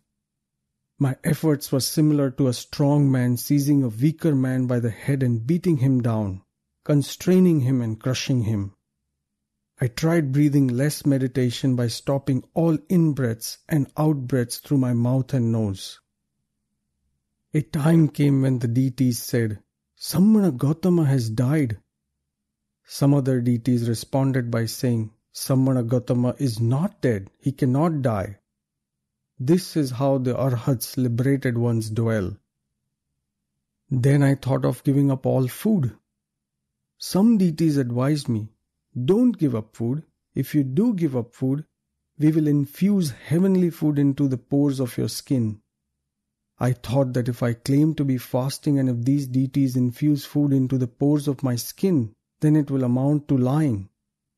Therefore, I requested them not to do so. Then I decided to take a little food. I started taking a handful of bean soup or lentil soup or vetch soup or pea soup. Because of lack of nutrition, my body became extremely weak. My limbs became like jointed segments of a slender vine. My backside became like a camel's hoof. My spine stood out like corded beads. My ribs jutted out as gaunt as the cracked rafters of old buildings. My eyes sank down in their sockets and looked like a gleam of water sunk deep in a well. My scalp withered like a black gourd shrivels and withers in the wind and sun. When I touched the skin of my abdomen, I felt my backbone. Such became my state. If I went to answer the call of nature, I would faint and fall. When my body was touched, hair would fall off. Some saw me and said, "Samana Gotama is black." Some would call me dark, and some would say I was color of a fish. My clear, bright complexion had vanished due to eating so little. But in spite of putting up with such pains, I didn't attain the highest goal. Then I thought, could there be another path to enlightenment? While thinking thus, I remembered that while sitting in the cool shadow of the rose apple tree on my father's field, secluded from sensual pleasures and unwholesome states, I had experienced the first absorption. I thought that this could be the path to enlightenment. I started taking food again because I felt that it was not possible to continue my efforts with so frail a physique. At that time, 5 ascetics were staying with me because they thought that once I attained enlightenment, I would teach them the Dhamma. When I started partaking food, they left me, thinking that I had strayed from my path and had become a materialist.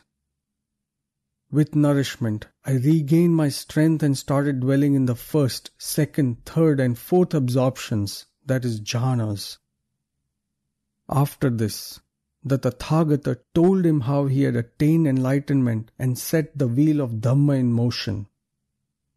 In the discourse on the great roar of lion of middle discourses, the Tathagata shares with Sariputta the memories of his severe austerities. The Tathagata said that when he was not enlightened, he too felt that happiness could not be attained through happiness, but only through suffering. This was a belief of many people at that time, that one could not attain truth without enduring severe physical pain. They believed that enduring harsh austerities took one to lofty spiritual heights. Prince Bodhi felt this way, and Siddhartha too was under the sway of this thought for some time. Siddhartha was searching for the lost road to Nibbana. No one had ventured upon it for a long time. He worked tirelessly and relentlessly, always with wisdom by his side. The dark path through the forest of ignorance was full of obstacles. We will now discuss the hindrances that Siddhartha encountered and the sagacity with which he overcame these hurdles in detail. The phrase Kim Kusala Gavesi describes Siddhartha's journey. Kusala is wholesome. Kim Kusala is what is wholesome. Gavesi is one who searches. He also described it as the journey undertaken with the aim to achieve the highest peace. He wasn't influenced by the mere desire to reject something or rebel against something. He had set out to achieve something that was beneficial and joyous. His effort was not a negative statement, but originated from positive motivation. Siddhartha was not content with just small gains on the path. After leaving home, he reached Alara Kalama's monastery. His own town was named Kapilavattu, which indicates major influence of Kapila Muni, the founder of Sankhya philosophy. It seems Kalama too was a great Sankhya teacher. We feel respect for him for his honorable conduct towards Siddhartha. The Tathagata himself expressed gratitude towards him for it. We come to know some facets of Siddhartha's personality from the description of his stay at Alara Kalama's monastery. He said that he acquired knowledge from Kalama with the ease with which we move our lips. This means that he had an ardent thirst for knowledge, as well as an immense capacity for quick comprehension. Siddhartha articulated his aspirations confidently. In addition, he understood his own strengths. he grasped that he had the ability to master Kalama's teaching. He declined the offer by Kalama to lead his congregation because he had set his eyes on a much higher goal. He didn't want to be distracted by minor achievements on the road and break his journey towards his final goal. Therefore, though respectful to Kalama, he left his monastery. Later, Uddakaramaputta went a step further and offered Siddhartha the sole leadership of his disciples. But Siddhartha wasn't tempted and left him too. Siddhartha was pleased with the surrounding at Uruvela. When he reached there, he found the land, the woods, the river, and the village delightful. He felt that this was an ideal place for meditation. This makes it clear that he loved beauty in nature. In fact, his narration makes it clear that peaceful and pleasant surroundings are helpful on the journey to the highest goal. The three similes that we have described earlier are very meaningful. If a piece of wood is wet and put in water, it cannot generate fire. If the mind is defiled and one is indulging in sensual pleasures, one cannot reach the ultimate reality. If a wet wood is put on dry earth, it still can't generate fire. Therefore, even if one gives up sensual pleasures outwardly, but if the mind remains defiled, one can't comprehend the truth. Finally, if the wood is dry and is put on dry earth, it can generate fire. Thus, if the mind is not defiled and one is not drowned in sensual pleasures, one can comprehend the truth. The Bodhisattva started his meditation keeping in mind the essence of these similes. The Tathagata experimented a lot to attain Bodhi. Attaining even a minor goal requires planning and consistent effort. One has to try and give up trials that fail. This takes time. One cannot sow seeds and reap harvest the next moment. Consistency, continuity, and a rational approach takes one to the goal. To attain a higher goal, one needs all these qualities to a far greater degree. The Tathagata once explained through a parable the difference between a deed hurriedly done and a deed achieved with great devotion with long-term efforts. This will help us understand the value of his efforts for liberation. The parable is from Tiknipata of the Numerical Discourses. Once the Tathagata was dwelling in Deer Park of Isipatan near Varanasi. One day he called the bhikkhus and told them a story of a king named Sachetana. Once the king said to his chariot maker, "O chariot maker, there is going to be a war after 6 months. Will you make me a pair of wheels for it?" The chariot maker answered that he will. Then he completed one wheel 6 days before 6 months were over and informed the king about it. The king then said, "There will be a war in 6 days. Is the pair of new wheels ready?" He assured the king that he would make it ready in time. He made the second wheel in the next 6 days and went to the king with a pair of new wheels. The king looked at the 2 wheels and asked him, "O chariot maker, is there a difference in the 2 wheels? For I see none." Chariot maker replied, "Your Majesty, indeed they are different. Let your Majesty observe for himself." First, he pushed the wheel he had made in 6 days, rolling on the ground.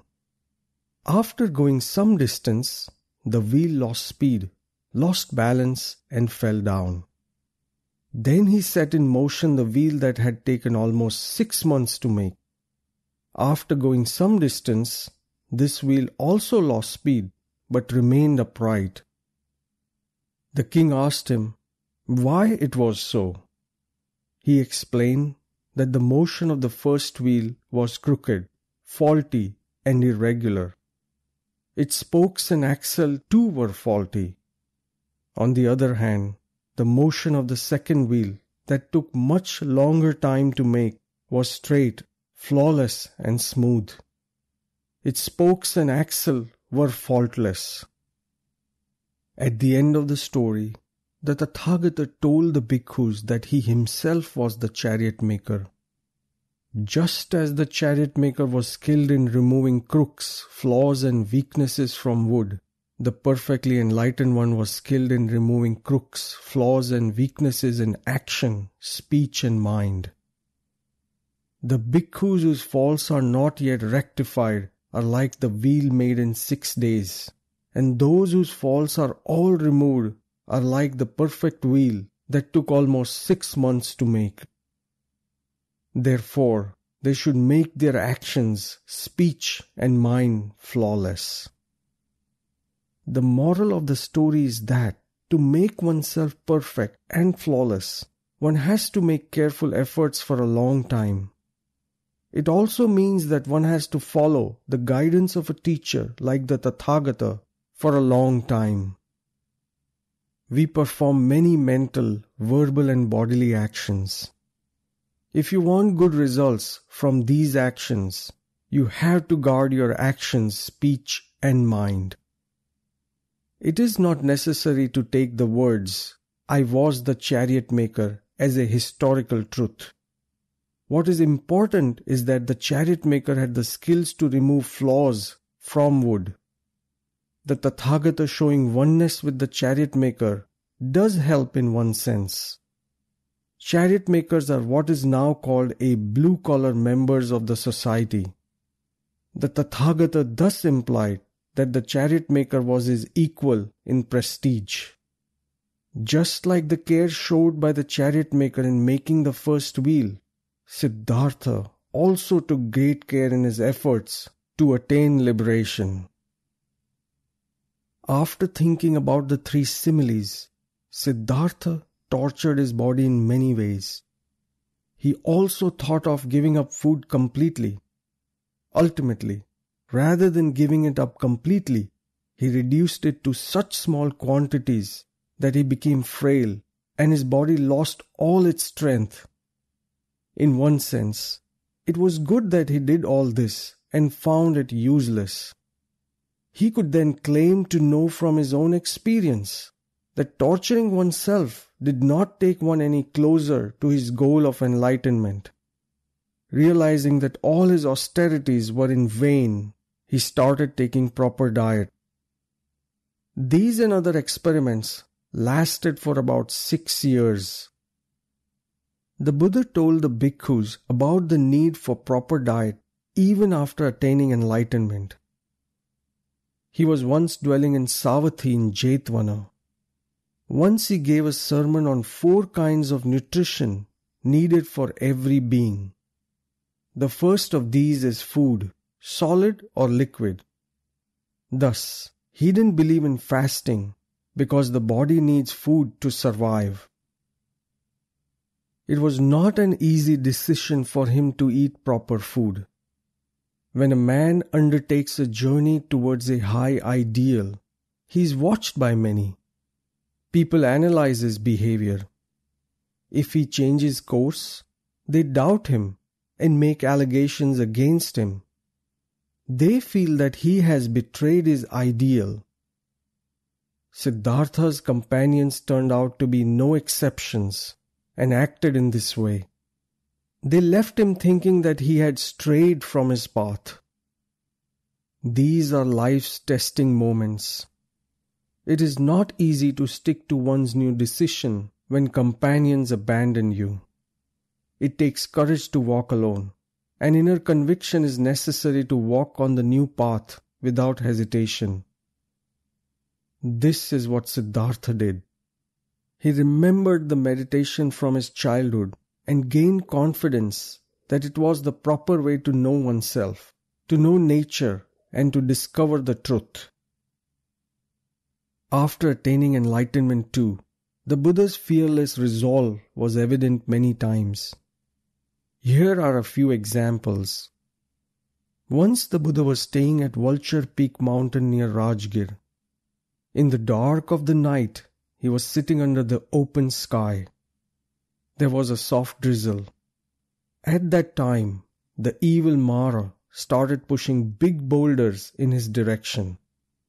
To which the Tathagata replied, "Even if you push the entire vulture's peak, there will be no trembling in the mind of the Buddha." Whatever stand he took, whatever view he espoused, came from his own experience. He followed it all his life with great determination. Pressure and intimidation had no effect on him. We see this in Suchiloma Sutta of the Connected Discourses. Once the Tathagata was dwelling near Gaya. Two augurs, Khara and Suchiloma, decided to test him to see if he was a real samana or a fake one. Suchiloma came and collided against him. The Buddha moved to one side. Then Suchiloma asked him, "Samana, are you afraid of me?" The Buddha replied, "Friend, I do not fear you, but your touch is not good." Suchiloma then threatened him, "Samana, I will ask you a question. If you don't answer me, I will make you mad. I will tear your heart out, or I will seize you by your feet and throw you across the Ganges." The Tathagata replied, "There is none who can make me a lunatic or tear my heart, or who can seize my feet and throw me across the Ganges. Still, go ahead and ask your questions." And then the Tathagata answered all the questions put to him. Let us now examine Siddhartha's partaking of food after his austerities. Nidanta Katha of Commentary on Jataka describes an event after Siddhartha's 5 companions left him. At that time, in the village Ain Uruvela, there was a family named Senani. Sujata was a daughter of the family. On coming of age, she had prayed to the tree deity, a banyan tree, and said, "If I am married into a suitable family and beget a son as first offspring, each year I will spend 100,000 in your worship." When she gave birth to a son after marriage, she kept her promise. She prepared a milk pudding. It was a full moon day of Vesakha. She decided to make the offering in the morning and asked her slave maid Punna to clean the premises of the banyan tree. The Bodhisattva had seen 5 dreams on the night before and thinking, "I will surely become a Buddha," came and sat down under the same banyan tree in the early morning. Punna saw him under the tree. She thought that the tree deity had appeared to receive offering from Sujata. She rushed back and told Sujata what she had seen. Sujata was thrilled. She told Punna, "From today, you are my elder daughter." She gave Punna jewelry befitting her daughter and went to the tree with a golden bowl containing milk pudding. She too thought that the Bodhisattva was a tree deity. She put down the bowl containing the milk pudding. She then went to him with a golden pot with scented water. Bodhisattva didn't have his usual earthen pot, so he extended his cupped right hand and accepted the water offered by her. Then she offered the bowl of milk pudding to him. When he looked at her, she assured him, "It is offered to you. Please partake it and dwell as you wish." She saluted him and said, "Just as my wish has been fulfilled, may your wish too be fulfilled." Saying this, she returned with an indifference towards the bowl worth 100,000, as if it was an old leaf. The Bodhisattva got up and circumambulated the tree. Then he took the bowl and went to the bank of the Naranja river. He put down the bowl on the bank and went in the river to bathe. After the bath, he ate the sweet milk pudding in the bowl. Then he took the bowl in his hand and thought, "If I am going to become the Buddha today, this bowl will flow in the opposite direction of the current." But if I am not going to become a Buddha, may it flow with the current. Thinking thus, he put the bowl in the river. It reached the center of the current and, like a speeding horse, started flowing in the opposite direction of the current. There is clearly an exaggeration in the description by the commentary. It is also influenced by the veneration that the Tathagata received later due to his teaching. We need not take it literally. Still, it has important allegorical meaning. Siddhartha Gotama became enlightened on the night of the full moon of Vaisakha after partaking the milk pudding offered by Sujata. Two offerings are of highest importance in the Buddha's life. One after he attained Bodhi, and the other after which he attained Mahaparinibbana. Sujata thus became immortal in human history. Details such as she was going to spend 100,000, she gave water to Bodhisattva in a golden water pot, the milk pudding was offered in a golden bowl, are not important. It is possible that the water pot and bowl were earthen, but the purpose for which Sujata used them made them far more valuable than gold. It is also possible that Sujata was from an ordinary poor village family. Anyway, there is no problem accepting the commentary's version that she was from a rich family. The most important thing is her discerning faith and goodwill with which she encouraged Siddhartha. May your wish be fulfilled. Indeed, there should be no doubt that even great men derive strength from the goodwill of common people. Here, certain aspects need to be clarified. I will give my best attempt to demystify and separate facts from fiction.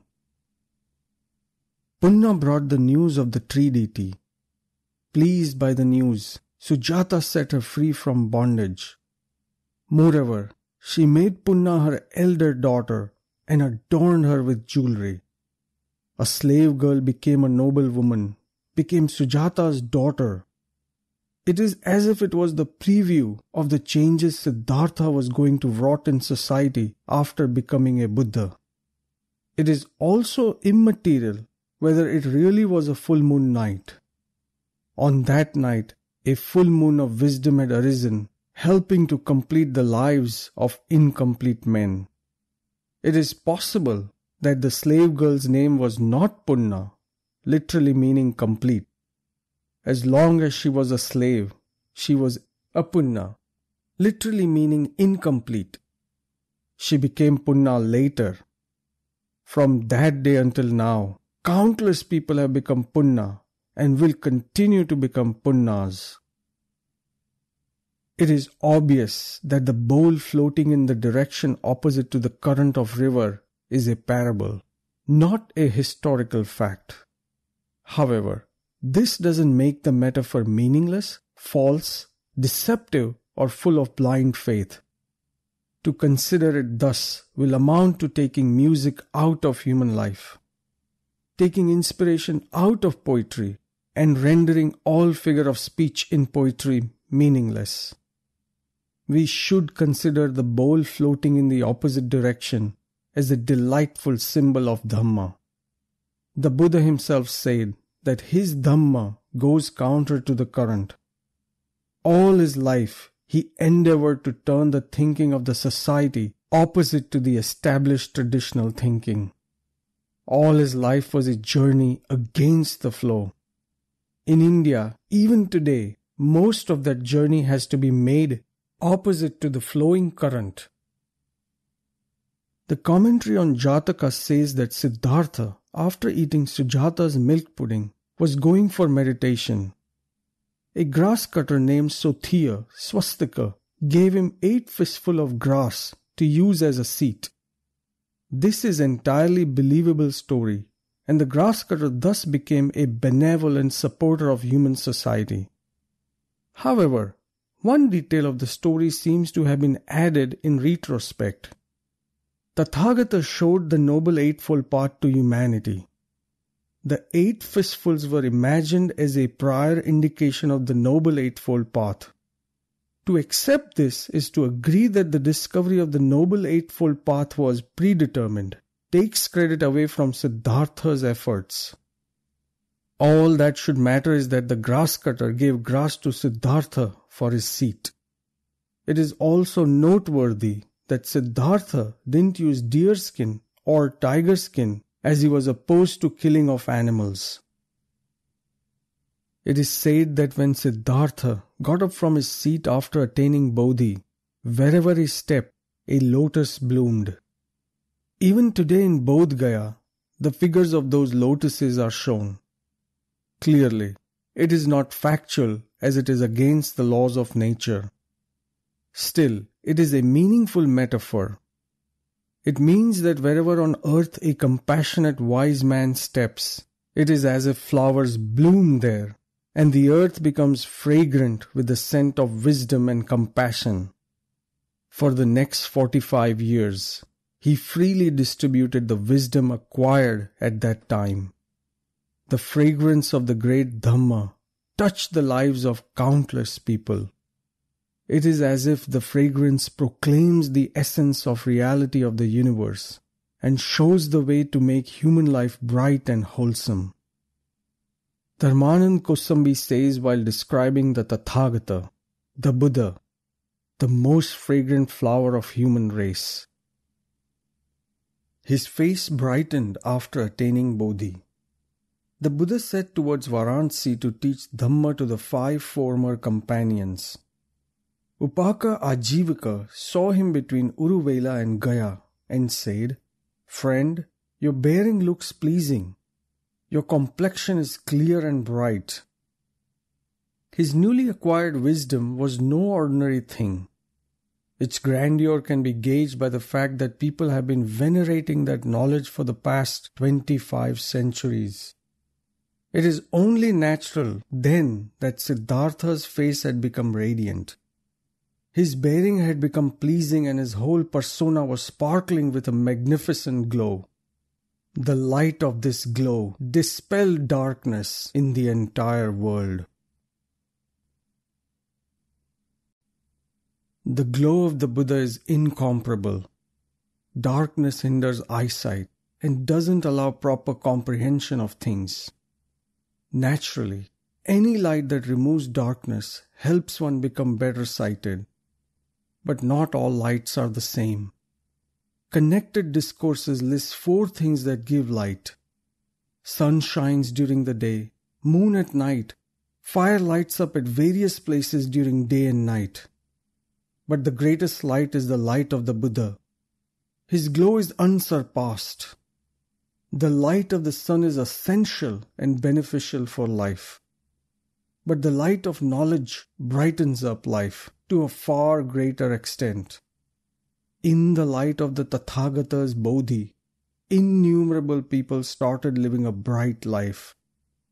The light of Bodhi was not the glow of the personality of Siddhartha Gotama before he became enlightened. It was the light of a Buddha, a light of flame of true knowledge. Wisdom, panya, has been described in poetic terms and yet realistically in the numerical discourses. The world has 4 glows, that of sun, moon, fire, and wisdom. Among these, the Buddha told the bhikkhus, the glow of wisdom is superior. To underscore the specialty of the light of wisdom, additional words were used: glow, brightness, light, flame, in the 4 suttas. When we see the lofty height of humanness attained by Siddhartha Gotama after enlightenment, we feel the glow of Sambuddha is truly brighter than the glow of the sun and the moon. We then understand how someone keen to attain Bodhi should endeavor. A verse by Matri Chaita is fitting. Your conduct is that of a saint, though none has told you to do so. You are compassionate and caring without any reason or expectation. You are a friend to strangers, those who have no friends. You are a brother to those with whom you have no personal relation. When we look at the life of the Buddha, we find that every word in Matricheta's description is true. Matricheta has thrown light on the perfectly balanced attitude of the Buddha in a verse. He states that Buddha is an ideal of how one man can have untainted relations with so many different people from so many different strata of society. He says, without having envy for those who have something more, without humiliating those who have something less, and without competing with those who were equal, you became supreme in the world. To eradicate suffering was a lifelong goal of the Tathagata. One major cause of human misery is the disharmony among people. Some people envy, hate, and malign those who are superior in power, wealth, prestige, beauty, and make a petty attempt to prove themselves superior. They try to crush, intimidate, and enslave those who are weaker and thus reaffirm their superiority. They try to compete with their equals and to surpass them, which creates stress and strain. One who looks upon all as equal, who doesn't think of others or oneself as superior or inferior, lives a joyful life, and this joy makes him a superior person. He lives a happy life and creates joy in the life of others. A human being reaches that height after attaining Buddhahood. This beautiful description by Matricheta shows us how to live a blissful life. We don't have many dialogues of any other person in Indian history as we have of the Buddha in the Tipitaka. And this superiority is not merely numerical. We have in front of us an immeasurable treasure of deep meaning. What a vast heritage, thrilling and enlightening, educating and enthusing. And how do we respond?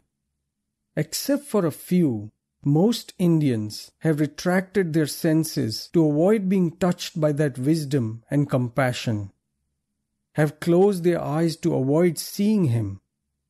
We have closed the doors of our mind and heart to prevent the entry of even a speck of that Bodhi. We have turned our intelligence into barren sand so that its life flow should get lost before it reaches us. Those who don't thus recoil and say Buddham Sharanam Gacchami don't take refuge in a particular person or in the person named Siddhartha Gotama. They take refuge in the supreme enlightenment attained by one's own efforts. They wish to seek guidance from that enlightenment and want to make it the foundation of their lives. Professor Shanti Bhikshu Shastri conveys this succinctly and effectively in his modern Sanskrit epic poem Buddha Vijaya Kavyam. Buddham hi sharanam gatva te jnanam sharanam gataha. They took refuge in the Buddha means they took refuge in that loftier knowledge. Buddham sharanam gacchami means I take refuge in myself. If we want to acquire that wisdom, that superior knowledge, we must rid ourselves of our pettiness. Let us not draw back. Let us open our senses. Let us open our eyes and feast them on the Tathagata. Let us create a little opening in our minds for his teaching. Let our mental landscape become verdant by the flow of his teaching. Let us say, Buddham Sharanam Gacchami. When we say that, we don't get sullied or blackened or reduced. When we embrace wisdom, we imbibe knowledge, we respond to the call of prudence, we respond to the call of life itself. Let us be mindful that the Tathagata was not interested in the chanting of this phrase like a mantra. He wanted us to commit to logical knowledge by his declaration. The Buddha is not alien to us by any means. He is not our enemy. In reality, He is an external form of our inner strengths. He is the essence of our entire being. He is exactly what we will be if we blossom completely. Rather, we are his undeveloped precursor, and he is our developed result. Buddham Sharanam Gacchami means not only I take refuge in wisdom, it also means I take refuge in myself. Therefore, this refuge is untainted by undue servility or helplessness. This refuge makes us familiar with ourselves. It creates self-confidence in us. The Buddha is the compassionate heart of man. It is his discerning head. Refuge in the Buddha also means a proper balance in the cool shadow of compassion and the light of wisdom in our own personality. Once while watching a 7-year-old girl saying Buddham Sharanam Gacchami, I remembered my childhood and felt that if I had heard and understood this fine expression in childhood, I would have avoided so many potholes and rough patches on the road of my life's journey. When I utter this expression, I do so with joy that I have crossed all obstacles. I have found my essence and am realizing the meaning of my existence.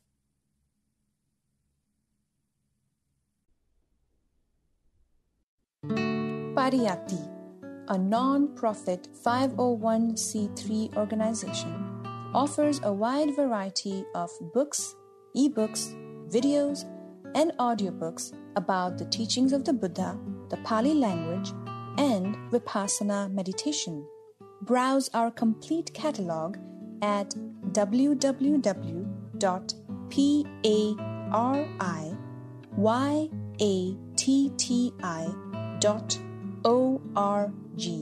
That's pariyatti.org.